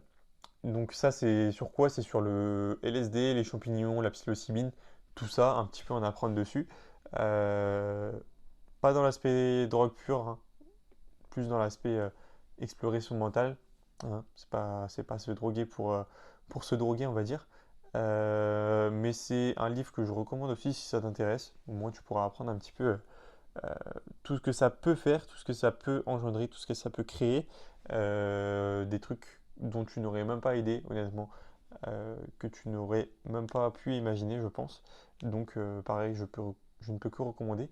Et si tu as la flemme de lire le livre, il y a une série sur Netflix de cet auteur. Donc je crois que c'est pareil, hein, c'est Voyage aux confins de l'esprit. Moi, j'ai pas regardé la série, j'ai juste lu le livre. Mais il y a la série qui parle donc de la même chose que du livre sur Netflix, si ça t'intéresse. Ensuite, j'ai lu Intelligence émotionnelle de Ryan J. D. Goldman. Ça, c'était pas honnêtement le livre que j'ai le plus kiffé. Ça en apprend un petit peu du coup bah, sur l'intelligence émotionnelle, qualité que tout le monde n'a pas forcément, mais qui peut s'améliorer. Donc, si ça t'intéresse d'améliorer bah, cette facette de toi, je te le recommande quand même. Ensuite, maîtriser l'art de la conversation de Patrick King. Celui-là, honnêtement, je l'ai même pas fini. Je n'aimais pas. Euh, j'ai même pas, j'ai même pas à expliquer plus, hein, mais ouais, j'ai pas kiffé le livre, honnêtement. Donc je l'ai pas fini. Moi, quand je ne lis pas un livre, c'est l'auteur James Clear de L'Art subtil de s'en foutre qui disait ça. C'est si t'aimes pas un livre, bah le continue pas, ça sert à rien. Honnêtement, te force pas à lire un livre que t'aimes pas. Il n'y a pas forcément de but. Tu vas même pas retenir ce qui était noté. Donc moi, conseil personnel, si t'aimes pas un livre, bah, ne le continue pas forcément. Donc voilà. Ensuite, euh, je crois que c'est le dernier livre que j'ai lu. Donc le pouvoir des sorties de corps de Hussein Haït. Donc c'est un Français. Et ça, en fait, les sorties de corps, c'est tout simplement pareil, un petit peu dans le même contexte que Voyage au confins de l'esprit, hein. C'est quelque chose un petit peu sur le mental. Et sortie de corps, c'est quoi? On peut faire un petit peu un parallèle avec les rêves lucides. C'est des rêves lucides, mais où en gros tu peux te déplacer, enfin, où tu es encore plus lucide que dans un rêve lucide. Et bah, du coup, j'ai réussi à en faire grâce à son livre. C'est une expérience qui est quand même très spéciale, je dois l'avouer, mais qui est quelque chose quand même à tester tout simplement, hein. Dans sa vie, moi, je veux tester le plus de choses possible. Donc, euh, donc si tu veux tester de faire des sorties de corps et aussi des rêves lucides, bah, je te recommande son livre, tout simplement. Voilà, voilà. Ensuite, j'ai lu La montagne, c'est toi. Donc ça, c'est le titre français de Brianna West. Celui-là, vraiment pas mal. C'est un livre sur, on va dire, dev perso et dépassement de soi pour vraiment braver ses objectifs, on va dire, hein. Vraiment pas mal. Je recommande aussi. Un livre qui m'a pas mal marqué aussi cette année, tu vas t'en douter de pourquoi, c'est L'ego et l'ennemi. Donc l'ego, c'est quelque chose qui, une notion qui me tient vraiment, enfin qui m'intéresse vraiment en fait, plutôt, c'est plutôt ça le terme. D'où le nom de ce podcast, hein. J'ai déjà expliqué pourquoi j'ai choisi ce nom dans le premier podcast. Mais voilà, L'ego et l'ennemi de Ryan Holiday. Un livre très connu aussi, hein, donc que je te recommande. Ensuite, un livre plus scientifique pour le coaching, enfin pour me cultiver un petit peu là-dessus. Anatomie pour le mouvement de Blandine Calais, que tu connais sûrement si tu travailles dans le milieu du sport. Voilà, que je recommande aussi. Et en avant-dernier, du coup, Miracle Morning, pareil, livre très connu de Hal Elrod, que j'ai pas forcément mis totalement en place, mais il est vraiment pas mal comme livre, très bien structuré. Ça va être un peu comme euh, Réfléchissez et devenez riche de Napoléon Hill. Euh, Si tu as lu, tu dois comprendre un petit peu la structure, c'est un petit peu la même. Et c'est des livres où en fait c'est très intuitif d'appliquer les principes qui sont donnés dedans. Donc voilà, pareil, je recommande aussi. Et enfin, Petite histoire de l'univers de Stephen Hawking. Ça c'est un petit peu scientifique aussi, mais le temps, moi, c'est une notion qui me passionne un petit peu. Donc j'ai voulu tout simplement lire ce livre et j'ai bien kiffé également. C'est un très petit livre qui fait moins de 200 pages, on a fait 100-150 je pense, mais qui est vraiment top pour comprendre un petit peu le fonctionnement de l'univers dans ces grandes parenthèses, on va dire. Donc voilà pour les lectures de cette année, ça fait du coup 11 livres, voilà. Là actuellement je reprends donc petit à petit, avec un minimum, grand minimum de 6 pages par jour. J'essaie de faire plus bien sûr si possible. Mais en fait avec l'emploi du temps que j'ai et qui est beaucoup plus chargé qu'avant, j'ai l'impression de pas forcément avoir le temps. Alors que mon temps d'écran, tu vois, il me crie le contraire. Mon temps d'écran, pour être assez transparent, je crois qu'il est de 4 heures, entre 4 et 5 heures en tout. Avec en principal, du coup, je l'avais évoqué sur un autre podcast aussi, ça. Mais avec en principal, je crois, WhatsApp, photos, vidéos pour en fait tout ce qui est coaching, Google Sheets et après forcément Instagram, TikTok, qui sont dans les principales enfin, catégories de mon temps d'écran, quoi. Et Spotify, heureusement que ça le compte pas parce que sinon mon temps d'écran il serait triplé. Donc voilà. Je parlais de la notion de pas forcément avoir le temps, mais pour moi on n'a jamais pas le temps. Honnêtement, on a toujours le temps. C'est juste qu'on fixe ses priorités. En fait, moi, c'est ce que j'ai toujours dit. J'aime pas quand on me dit j'ai pas le temps. C'est pas que t'as pas le temps, c'est que tu as quelque chose d'autre à faire que tu mets en priorité avant. Voilà, petite notion, on va dire.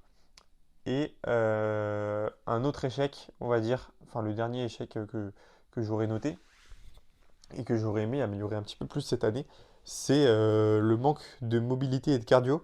Donc mobilité, à part au niveau des hanches, où je l'ai beaucoup travaillé cette année avec Mathéo, et où j'ai vraiment débloqué une bonne mobilité de hanches comparé à avant. J'aimerais améliorer un petit peu plus ma mobilité. Si tu cherches un livre sur la mobilité, moi je te conseille How to Become a Super Leopard de... Moi j'ai plus l'auteur, mais qui est vraiment la Bible de la mobilité que je te conseille. Donc un aspect que j'aimerais améliorer en 2026, comme le cardio. Pareil, en fait le stretching c'est un bon sport, hein, mais c'est pas très complet. Donc j'aimerais bien améliorer ce côté-là. On va y revenir juste après. Voilà. Cette année 2026, j'ai également eu un changement de vision sur mon alimentation. Donc, comment ça s'est produit en soi? J'ai pris contact avec Mathieu de la rue, que tu connais peut-être si tu fais du streetlifting. Il est assez connu en soi dans le streetlifting. Mais en fait, il m'a aidé. En fait, j'ai tout simplement demandé une consultation avec lui pour faire le point un petit peu sur mon alimentation, parce que je ne suis pas non plus le plus renseigné là-dessus. Même si je le fais, je me renseigne comme je peux, mais forcément, j'ai pas fait des études là-dessus, contrairement à lui.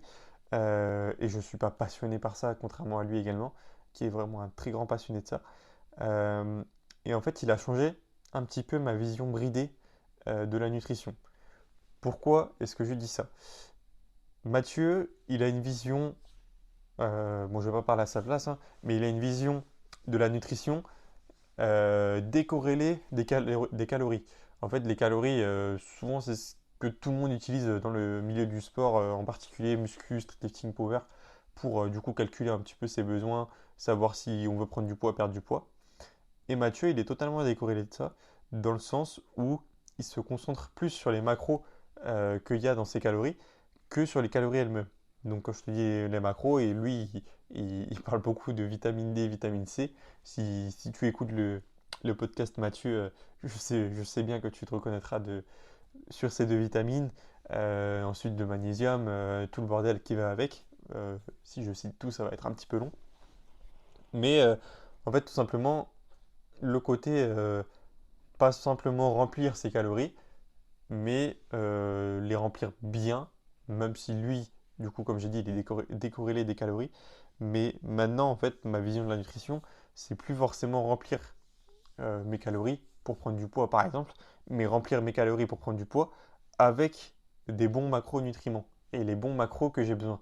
Euh, Par exemple, là, cette vitamine D, c'est un exemple, mais vitamine D, c'est quelque chose que tout le monde a en manque. Pareil, vitamine C, beaucoup de gens en manquent. Et selon Mathieu, bah, c'est quelque chose qui est vraiment très important. Je ne vais pas entrer plus en détail là-dessus parce que je suis très loin d'être expert là-dessus. Euh, mais, euh, mais tout simplement, en fait, il, il m'a fait transitionner vers une nutrition plus saine en général.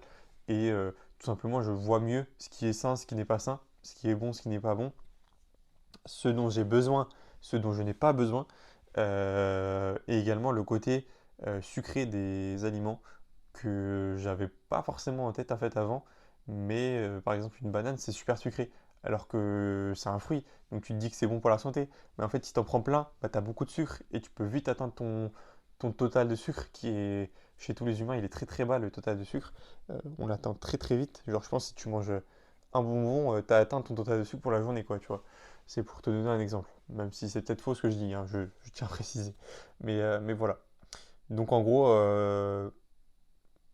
il m'a ouais, changé la vision sur mon alimentation et mon alimentation désormais est quand même beaucoup mieux, je trouve.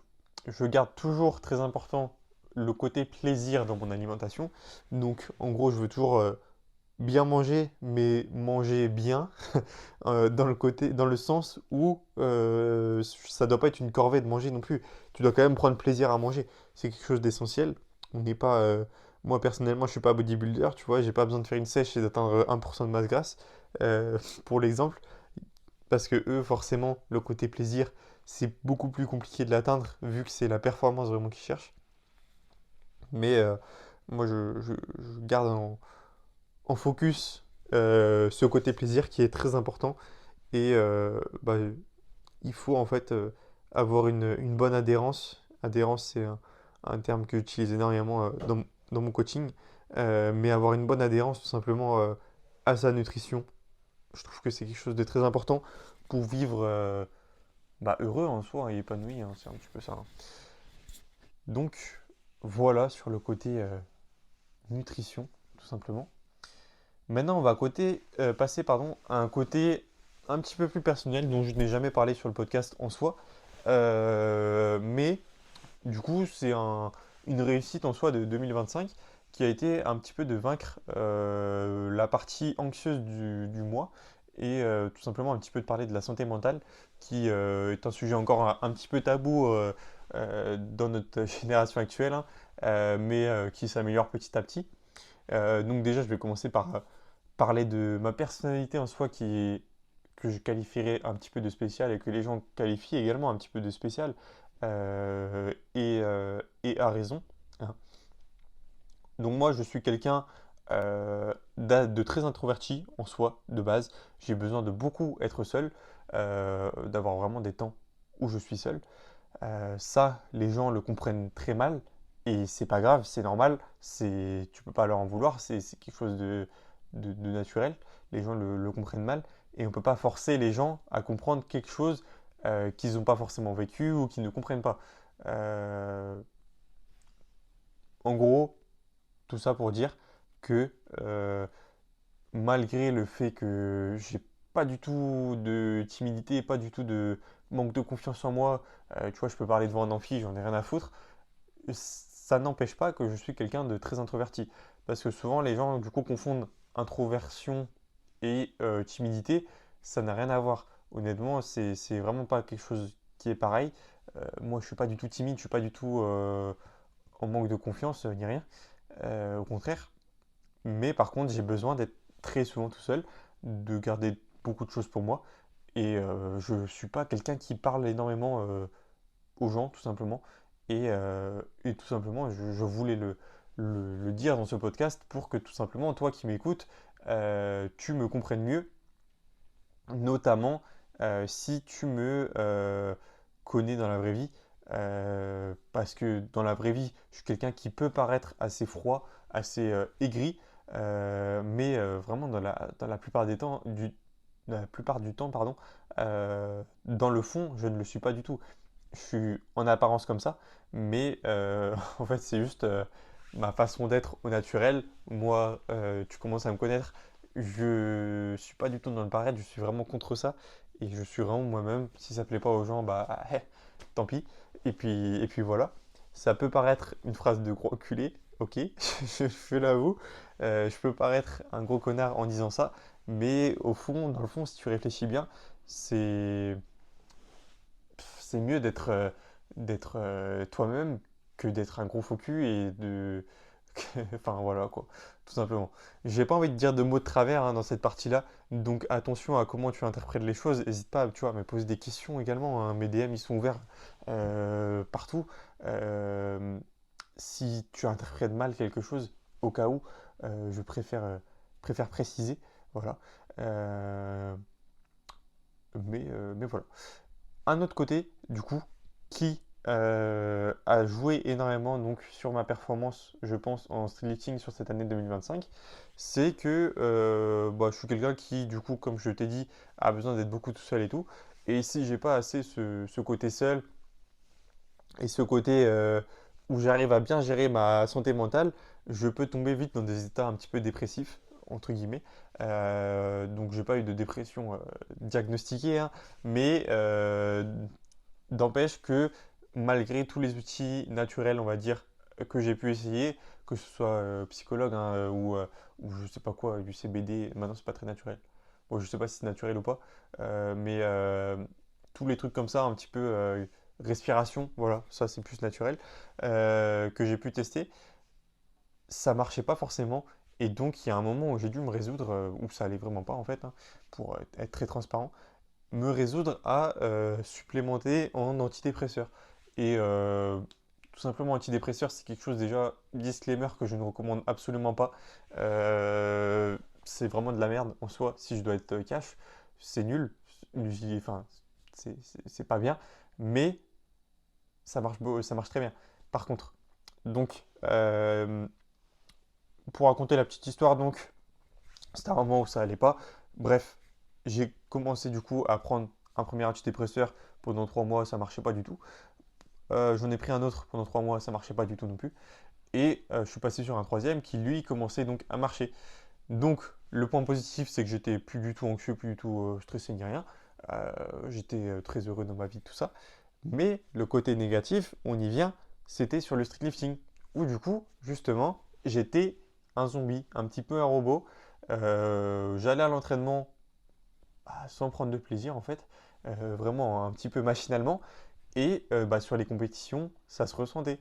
Sur les compétitions, tout simplement, j'avais pas d'énergie, en fait, j'étais bloqué dans ma tête et il n'y avait pas de hype, il y avait pas de, et j'étais pas dedans quoi, tout simplement. Et bah, ça, forcément, comme je l'ai dit précédemment, ça a un gros impact bah, sur ta performance. Et donc c'est pour ça que j'ai décidé d'arrêter, hein. Là, ça fait plusieurs mois que j'ai arrêté du coup les antidépresseurs, ça va beaucoup mieux. Mais tout simplement pour parler en fait de ça, que c'est pas un tabou. Tu vois, si ta santé mentale elle est pas bien en ce moment, ça peut être une solution les antidépresseurs, même si moi je te la recommande pas du tout. euh, pour les effets négatifs que ça a derrière, même sur la libido, tout ça, ça peut avoir des gros effets négatifs. Mais euh, juste en parler de manière bah, sans tabou, décontracté en fait, hein, si ça peut t'aider, parce que en fait, si on prend des statistiques en France, je pense qu'il y a vraiment énormément de personnes qui sont anxieuses, stressées, tout ça, Mais par contre, si je prends les statistiques des gens qui en parlent, bah là, d'un coup, les statistiques descendent très bas. Donc, voilà, tout simplement, parler un petit peu de ça. Et si ça peut aider, euh, je suis là pour en parler, hein. Ça peut aider aussi, hein. Qui sait, mon expérience peut toujours aider. Euh, mais voilà, un petit peu sur ce côté-là. Euh, et, euh, et je pense que ça a dû avoir un gros impact du coup sur ma performance en streetlifting cette année. Mais maintenant, c'est loin de moi. Donc, ça ne peut que remonter. Voilà, tout simplement. Ensuite, sur le côté santé mentale, toujours, moi j'ai toujours été un petit peu en désaccord entre guillemets avec ma régénération. Et j'ai souvent dit que notre société était trop fausse et trop connectée. Euh, Être trop cash, tu vois, c'est le contraire de la norme. L'ego, il est trop présent.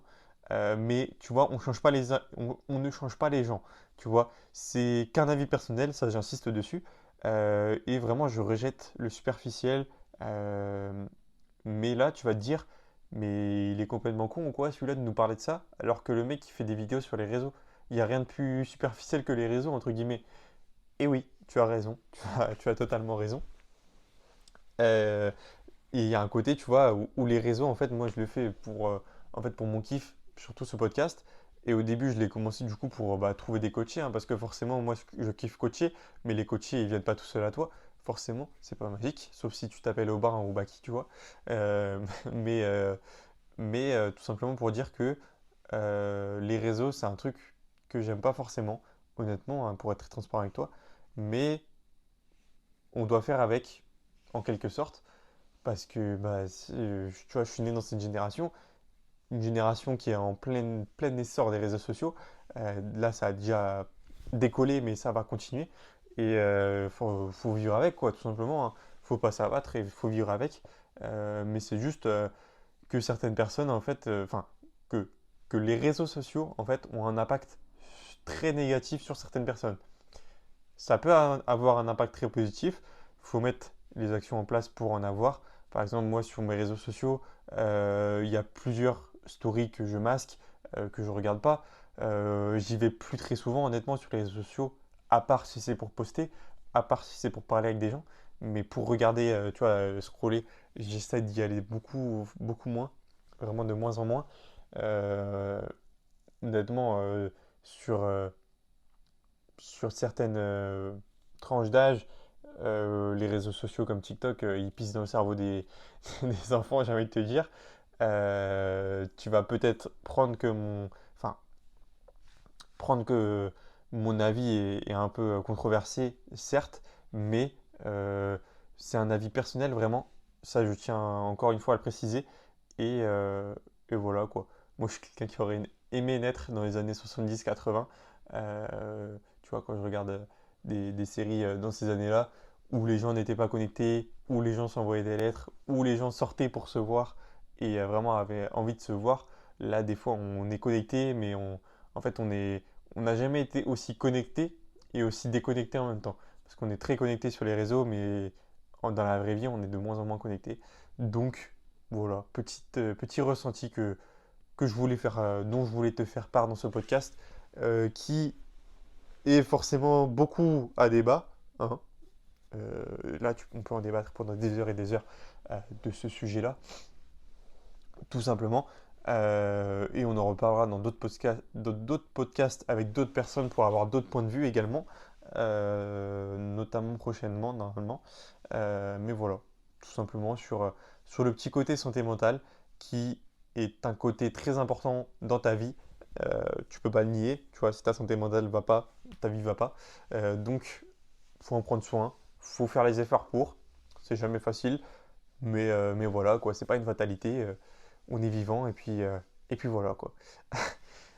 Euh, Pareil, sur ce côté-là, n'hésite pas à me faire part de ton ressenti, parce que là, c'est vraiment mon avis personnel qui peut être interprété de différentes façons, et faut pas que ce soit mal interprété, justement.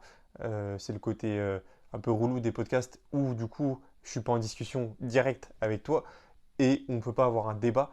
Euh, mais voilà, ça permet au moins d'en parler de manière décontractée d'un sujet tabou comme la santé mentale, tout simplement. Donc voilà. Là, on va passer un petit peu au côté professionnel. Donc quand je dis professionnel, ça va être sur mes études et mon travail. Je compte pas le coaching vu que j'en ai déjà parlé avant, mais on pourrait le compter. Donc comme je te l'ai dit précédemment, cette année, bah, désintéressement complet des études. Honnêtement, mes études ne me plaisent plus du tout. Pour te dire, transparent, hein, je suis en licence d'économie-gestion. Donc voilà. La première et deuxième année, honnêtement, j'aimais bien, mais la troisième, là, pas du tout. Donc voilà. Et en début d'été dernier, du coup, j'ai fait mon entrée en contrat saisonnier au sein d'une grande entreprise où actuellement je suis toujours, où je me plais beaucoup. Donc, en gros, j'ai fait 3 mois en contrat CDD 30 heures et j'ai été pris du coup en CDI étudiant. Donc, en parallèle de mes études et du coaching, je fais ça. Forcément, ça prend du temps. Donc, à savoir 15 heures par semaine sur ça, plus du coup les 30 et plus heures de cours obligatoires, hein, parce que du coup, je ne vais pas à tous. Je ne vais pas te le cacher. Plus le coaching, tout ça, forcément, ça fait pas mal de temps. Mais vraiment, sur cette entreprise, euh, en fait, il y a un côté où reprendre les études qui m'intéresse peu, enfin plus trop, quoi. C'est dur car on n'est pas payé, etc. Contrairement, du coup, au boulot que je fais et qui me plaît, hein, honnêtement, où je me vois poursuivre. Euh, on n'est pas payé tout ça. Et, et voilà, quoi. C'est pas très très clair, honnêtement, comme je l'ai dit, je pense. Mais tout ça pour dire que, en gros, sur le côté pro, je continue mes études avec un job étudiant à côté et le coaching à côté. Les études, j'aime plus trop. Le job, j'aime beaucoup. Le coaching, j'aime très très beaucoup. Comme dirait le mec qui dit j'aime très beaucoup le tennis. Euh, mais, mais voilà, quoi, tout simplement pour te faire part un petit peu de ça. Je t'ai dit dans ce podcast, je te parle un petit peu face à face, hein, sans, sans vraiment de filtre, et en parlant un petit peu plus personnellement comparé aux autres podcasts pardon, que j'ai pu faire. Voilà. Et sur l'année 2026 là, qui suit, j'aimerais poursuivre ce que j'ai fait en 2025, à savoir construction de patrimoine et gestion d'argent, on va dire, où du coup, bah, forcément, le côté investissement, tout ça m'intéresse énormément moi. Et pour l'instant, je gère très très bien ça. Je ne suis pas un expert, donc je préfère pas en parler honnêtement, pas donner de conseils ni rien là-dessus. Très loin de là. Mais c'est un côté où, de mon point de vue, je me débrouille bien. Et tout simplement, l'éducation financière en France, on sait très bien que c'est pas le sujet le plus appris, on va dire, aux jeunes, hein. C'est quelque chose qu'il faut quand même beaucoup faire avec autonomie, qui sera forcément, pas forcément justement, qui te sera pas forcément inculqué si tu ne le fais pas par toi-même. Donc moi, je ne peux que t'inciter à le faire pour tout simplement être plus à l'aise dans ta vie, hein, tout simplement. Forcément, certes, l'argent fait pas le bonheur. Pour ma part, je dirais ça. Je ne souhaite pas être milliardaire ni rien, mais forcément, avec de l'argent, tu vis mieux, tu manges mieux, tu peux pas le nier, hein. Tu vas pas aller voler dans les épiceries tous les jours. Donc, donc forcément, si tu as de l'argent, si tu as une aisance financière, mentalement, tu seras un petit peu plus stable, un petit peu plus calme, possiblement. Mais également, tu pourras, par exemple, si tu as une passion comme moi qui est le sport, investir dans ta passion, investir dans du coaching, investir dans du matériel, investir dans de la bouffe, de la nutrition.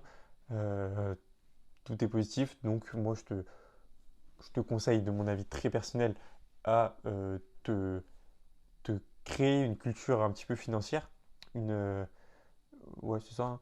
Et voilà quoi. Même si je sais que ça parle pas à tout le monde et que tout le monde n'est pas d'accord avec ça, je l'entends, bien sûr. Donc, euh, donc voilà. Ensuite, dernièrement, j'ai été très malade dans le sens où j'ai perdu 10 kilos. Si tu as suivi les réseaux un petit peu là, j'ai été vraiment en arrêt un petit peu du lifting là pendant 3 semaines, on va dire. J'ai fait 3 séances, je crois, en 3 semaines. Ce qui est vraiment très peu comparé à d'habitude, où là du coup j'en aurais fait au minimum 12. Euh, En gros, pour parler vite fait de ça, j'ai eu une grippe qui s'est infectée. Enfin, de ce qu'on m'a dit, en fait, j'ai eu une grippe qui s'est infectée. Je suis allé voir un médecin, il m'a dit au début que c'était une angine. Le deuxième m'a dit pareil. Je suis allé voir un troisième, il m'a dit bah heureusement que t'es venu me voir parce que sinon ça aurait gonflé et ça aurait été la merde quoi. Donc bref, une grippe qui s'est infectée au niveau de la gorge et du coup bah, je pouvais plus du tout manger ni boire. Enfin boire je pouvais mais ça faisait très très mal. Respirer aussi ça faisait mal. Bref, tout ça pour dire que j'ai perdu beaucoup de poids. Et sur cette période-là, bah, mentalement, forcément, c'était pas top, parce que je pouvais pas faire de sport. Moi, ça me fait chier quand je peux pas faire de sport. Donc, j'ai eu le temps, en fait, pendant cette période, de me remettre un petit peu en question sur ma vision du sport, qui, ces derniers temps, était un peu chamboulée, disons. J'en ai beaucoup parlé avec, du coup, Mathéo et Romain qui me suivaient là. Euh, sur le côté mental, en fait, d'adhésion au sport. Ces derniers temps, j'étais un petit peu, comme je l'ai dit, en mode robot euh, à la salle, tout simplement au lifting, où en fait je faisais un petit peu tout par, juste par discipline. En fait, j'allais tout le temps à la salle, je faisais toutes mes séries, tout mon renfo, mais mentalement, j'étais pas forcément dedans, dans le sens où ça se voyait un petit peu, comme me disait Mathéo, quand il me voyait à la salle, que j'étais un petit peu en train de tout faire en mode robot. Que je kiffais pas en fait le processus, que j'adhérais pas forcément au processus. Et bah, on en a beaucoup beaucoup parlé, on a fait différentes visios, tout ça et tout. Et tout simplement,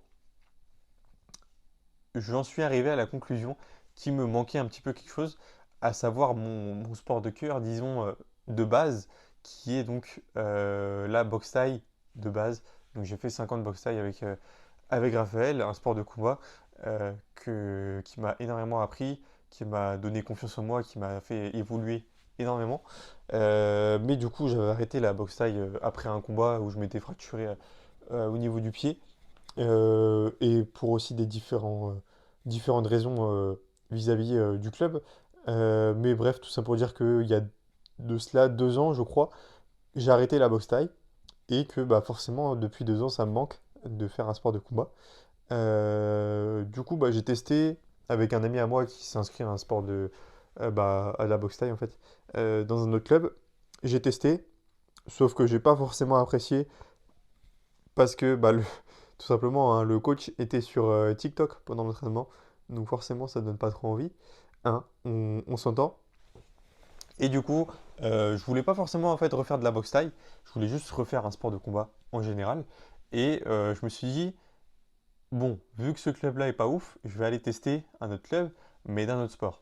Et ce sport en question, c'est la MMA. Bon, en fait, c'est MMA, grappling, boxe anglaise, il y a les trois dans la formule, on va dire. Mais donc, il y a de cela 2 semaines, j'ai fait une séance d'essai dans ce club de MMA. Et mon Dieu, bordel, que ça fait du bien de redevenir débutant dans un sport. Vraiment, là, je me suis pris des tollés, et, enfin, notamment au sol, du coup, où j'ai aucune base. Euh, mais je me suis pris des tollés. Et en fait, je suis rentré chez moi. Et mes parents m'ont dit, enfin, tu vois, j'ai dit que j'avais bien kiffé. Et ils m'ont dit, ça se voit, tu souris. Et en fait, quand ils m'ont dit ça, je me suis dit, ah ouais, ça se voyait autant bah, que j'étais pas heureux en fait en faisant mon sport là actuellement.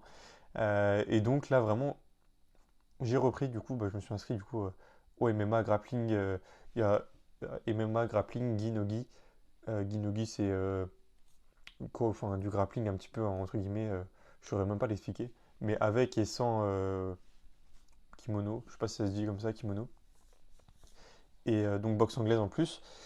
Et ouais, tout simplement en fait, bah, reprendre le côté mental, ça fait plaisir, et redevenir, enfin, reprendre le côté plaisir de la pratique sportive, c'est plus ça que je voulais dire, qui vraiment est hyper important, et en particulier chez moi où j'ai vraiment besoin de, comme je l'ai dit avant, quand j'aime pas, quand j'aime bien, mais quand j'aime pas, je peux pas me forcer.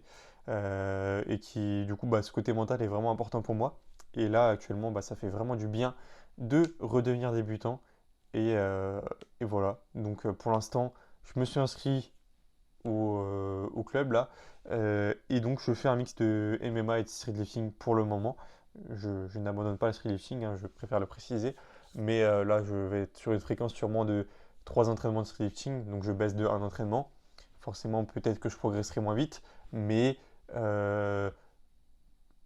ok, je progresserai moins vite, mais je prendrai plus de plaisir. Donc, franchement, il y a un côté où je me suis dit, comme mes différents coachs me l'ont dit, t'es pas champion du monde, c'est pas le streetlifting qui te fait manger. Donc, fais-le pour le kiff, arrête de le faire pour la performance à tout prix, même si certes, mon but, ça reste de performer. Mais en fait, je me suis trop pris pour un champion du monde et trop pris pour quelqu'un qui, en fait, toute ma vie tournait autour du streetlifting, hein, pour faire très, très rapide. Toute ma vie, c'était le streetlifting. Et je pense que j'ai fait un petit peu une overdose, un, un j'ai ouais, overdose en fait de streetlifting, entre guillemets un burn-out de streetlifting. Et, euh, et ça ne veut pas dire que j'arrête, hein, très loin de là. Je n'arrête pas le streetlifting, je continue. Mais je le reprends après cette coupure de la maladie là. Je le reprends d'une manière adhérence. Enfin, avec de l'adhérence. Je le reprends avec de l'adhérence et je dois kiffer chaque entraînement. Donc là, depuis la maladie, là, je kiffe mes entraînements de MMA et je kiffe mes entraînements de streetlifting également. Donc voilà. Très important pour moi, l'adhérence sur tout le côté sport. Je le répéterai jamais assez, mais voilà quoi. Euh, tout simplement. Donc, comme je l'ai dit un petit peu, bon là je l'ai évoqué déjà, hein, mais en gros, cette année, il y a eu un débat, on va dire, sur mon goût du sport et le trop de sport, on va dire, sans comprendre le pourquoi, vraiment le pourquoi du fond de ça. Et bah vraiment, ouais, j'ai perdu l'adhérence dans le sport et en particulier pour le street. Euh, et voilà quoi. Tout simplement, en fait, j'ai tout résumé déjà, hein, mais, c'était un côté très important que je voulais évoquer dans ce podcast, où tout simplement, si mentalement il y a quelque chose qui ne suit pas, physiquement, ça peut forcément ne pas suivre également. Tu vas très difficilement performer physiquement si mentalement ça ne va pas. Que ce soit pour un problème mental ou du coup pour un manque d'adhérence, un manque de plaisir, hein. Ça engendre tous les aspects, on va dire. Donc voilà, aspect que je mets en priorité. Donc voilà, honnêtement, ça c'est à peu près le tour, on va dire, dans le global. Même si c'est difficile de résumer 365 jours euh, en, en un podcast. Et je précise, hein, mais je dis bilan 2025, mais là, du coup, ce que je viens de raconter, c'était sur le mois de janvier. C'est mon année 2025 à moi, on va dire, hein. Voilà, donc je précise. Donc, ouais, voilà, hein. En fait, j'ai passé un petit peu tout, que ce soit du coup du lancement du podcast, au compte, au coaching, à la licence de juge, au streetlifting, mes échecs, la lecture, les petits défis que je m'étais dit, prendre un chien, la musique, tout ça.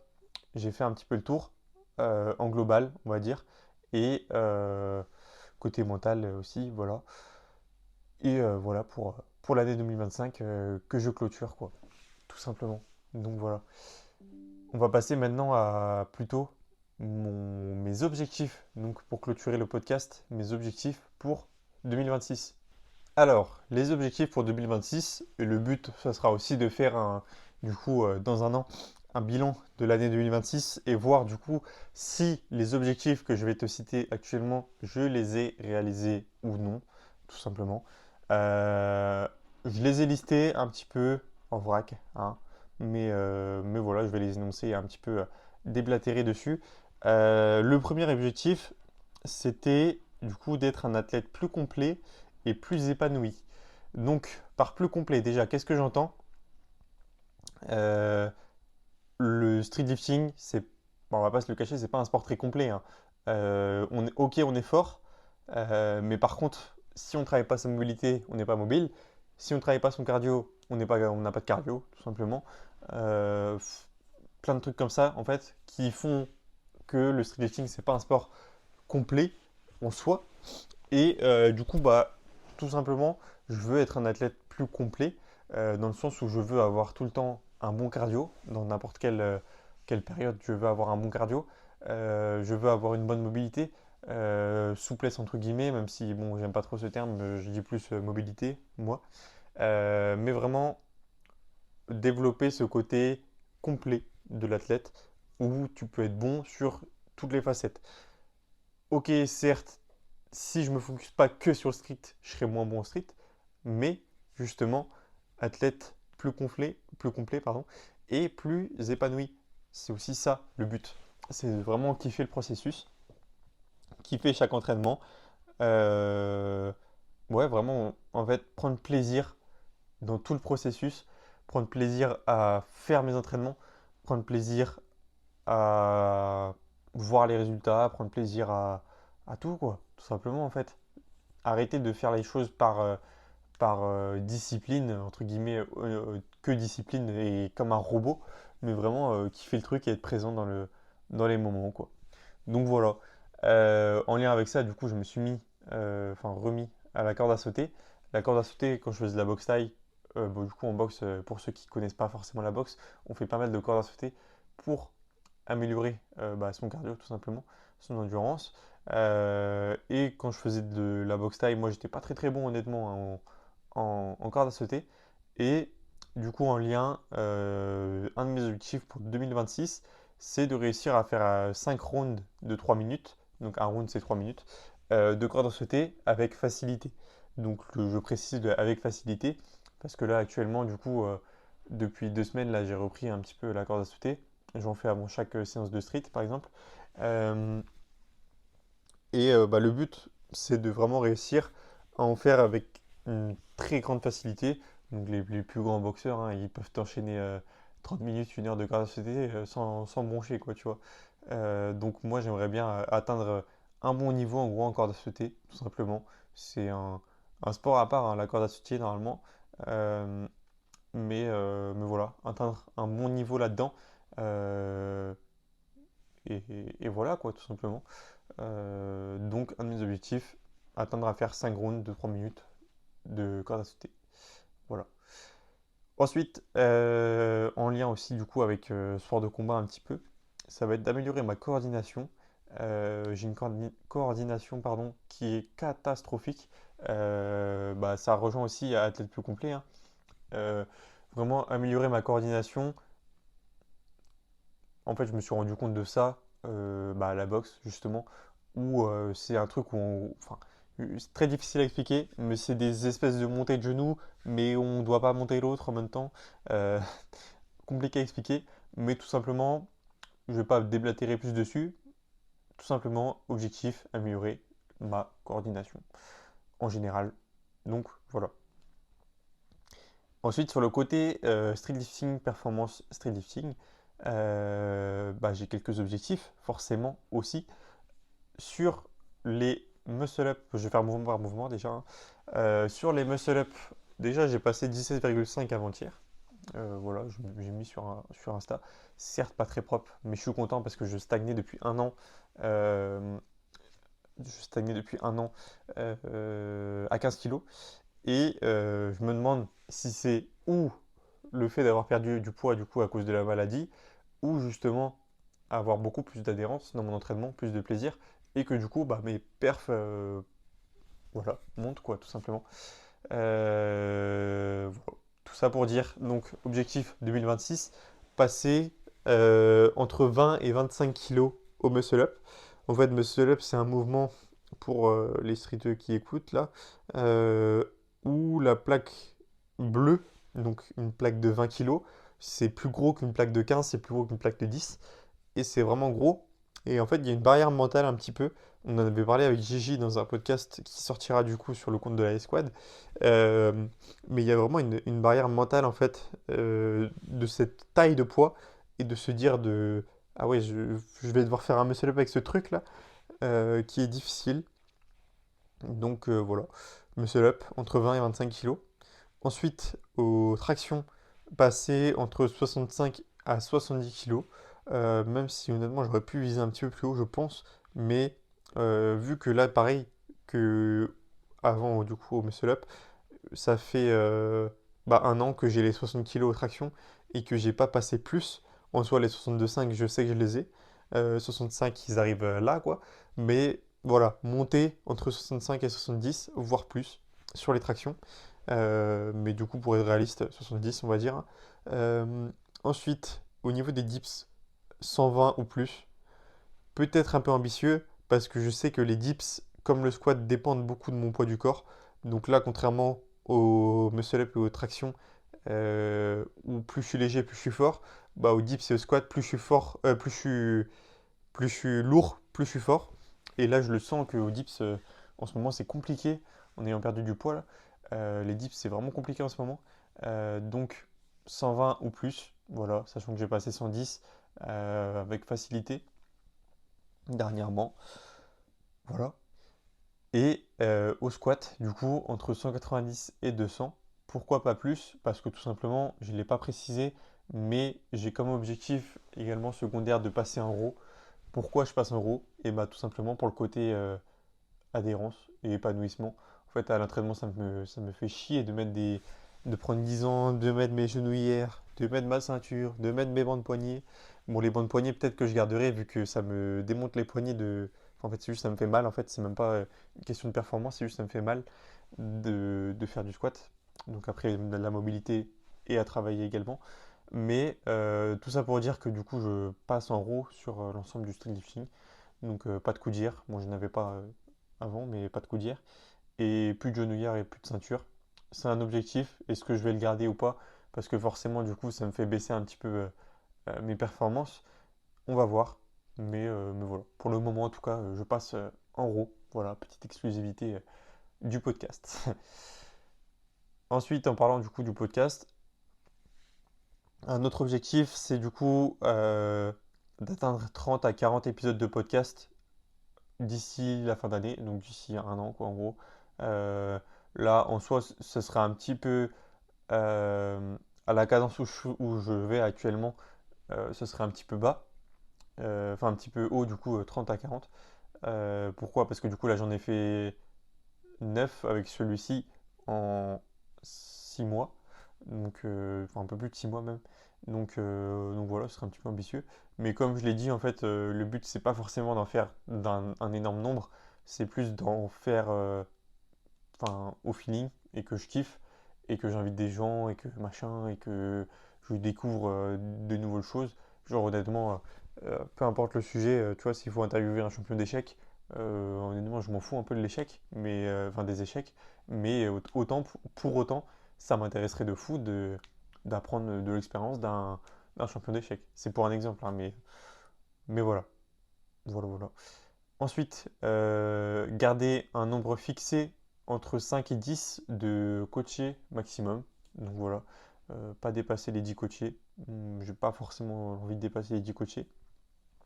Tout simplement pour garder la qualité. Et comme je l'ai dit précédemment, je préfère la qualité à la quantité. Donc voilà, je ne vais pas déblatérer encore là-dessus, encore une fois.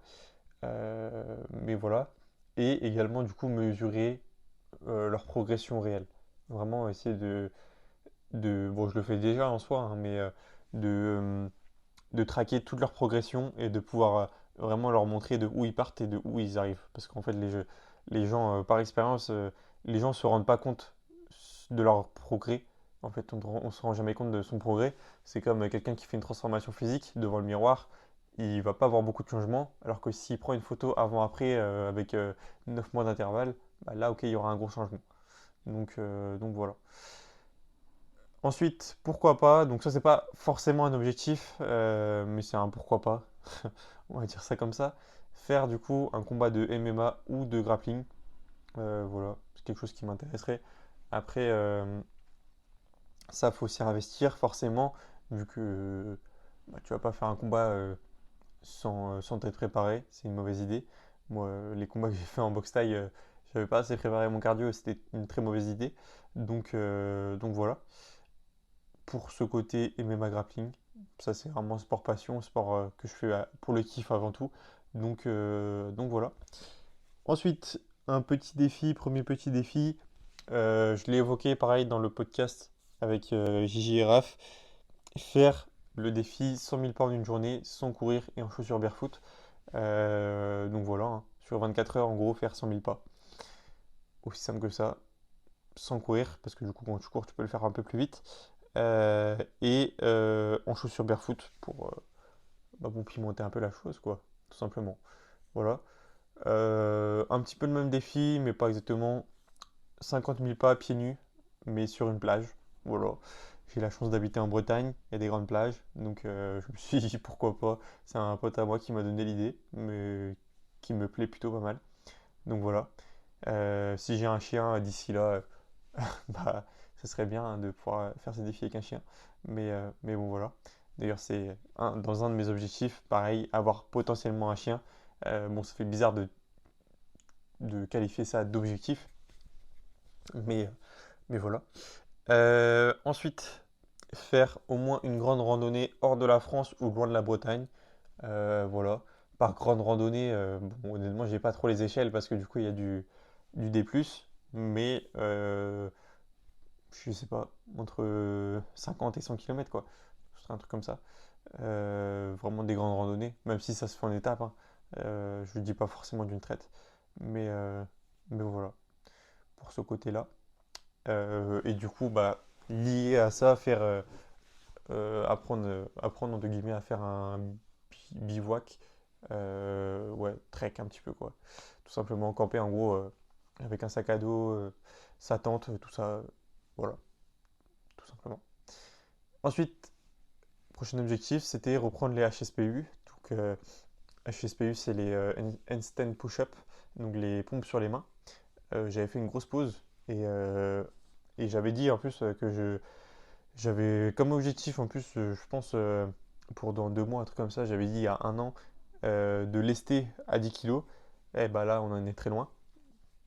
Enfin, j'ai la force pour le faire, mais pas l'équilibre en fait. Donc, reprendre les HSPU jusqu'à pouvoir lester, tout simplement.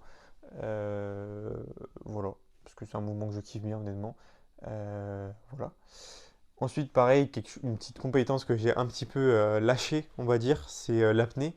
Je n'ai pas énormément parlé, à part dans le podcast avec Marco. Mais du coup, atteindre les 5 minutes d'apnée statique, sachant que là, mon record actuel, c'est 4 minutes 20, je crois. Donc voilà. Et lié à ça également, descendre 10 minutes, non, pas 10 minutes du tout, descendre à 10 mètres en apnée. Donc moi, je fais de la chasse sous-marine. Euh, Bah, tout simplement, là, je suis jamais descendu. J'ai une montre qui calcule à combien on descend.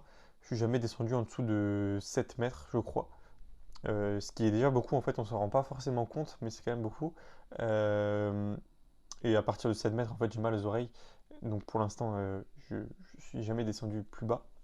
Mais voilà, descendre à 10 mètres et plus. Ensuite, objectif un petit peu vague, voyager dans d'autres pays. Voilà, euh, tout simplement. Euh, les pays en question, j'ai pas forcément d'idée. Je sais qu'il y a juste la Réunion, bah, du coup ça reste la France, hein. Mais j'aimerais beaucoup aller à la Réunion, c'est une destination qui m'intéresse beaucoup. En plus, le street lifting il est un petit peu développé là-bas, donc pourquoi pas. Voilà, tout simplement. Prochain objectif, atteindre les 50 livres lus. Même je dirais 60 honnêtement, hein, parce que là je crois que je dois être dans les 45, donc je pense que ce serait plus dans les 60 même. Je vais modifier. Voilà. Atteindre dans les 60 livres, à peu près. Ensuite, continuer à bâtir et à apprendre tout ce qui est en rapport avec l'éducation financière, tout simplement. Continuer à m'améliorer et à me renseigner auprès de mentors, entre guillemets, que je pourrais trouver, tout simplement. Et dernier objectif que j'ai noté, recommencer les mains froids. Parce que là, j'ai fait une grosse pause. Faut voir le garage dans l'état où il est. Mon bras froid, il ressemble plus à rien. Il n'y a même plus d'eau dedans, en fait. Mais voilà. Donc, ouais, reprendre les bras froids, ce serait bien. Euh, et voilà. Et, euh, et voilà, quoi, pour tous les objectifs. Si tu as des objectifs, des défis à me proposer, moi, je suis très, très, très preneur. N'hésite vraiment pas à me proposer des petits défis comme ça. Moi, je kifferais bien. Donc voilà. Et voilà. comme j'ai dit, 2025, pour conclure, c'est pas l'année où j'ai gagné le plus, mais honnêtement, j'ai compris pourquoi, en fait, pourquoi je faisais des choses. Et, euh, et j'ai vraiment intégré plus la notion de plaisir et d'adhérence dans ma vie qu'auparavant. Donc voilà. Merci de m'avoir écouté jusqu'au bout. Euh, pour comment dire, la citation du jour, ça sera: apprendre qui nous sommes, c'est oublier le moi. Donc je crois que c'est de MacArthur, mais je suis pas sûr, il faudrait que je vérifie. Mais du coup, ouais, apprendre qui nous sommes, c'est oublier le moi.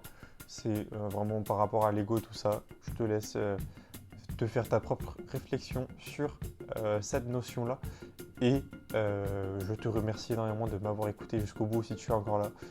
Et je te souhaite non pas une énorme journée, une très bonne journée, c'est un petit peu mieux. Et à la prochaine dans le prochain podcast. Merci de m'avoir écouté.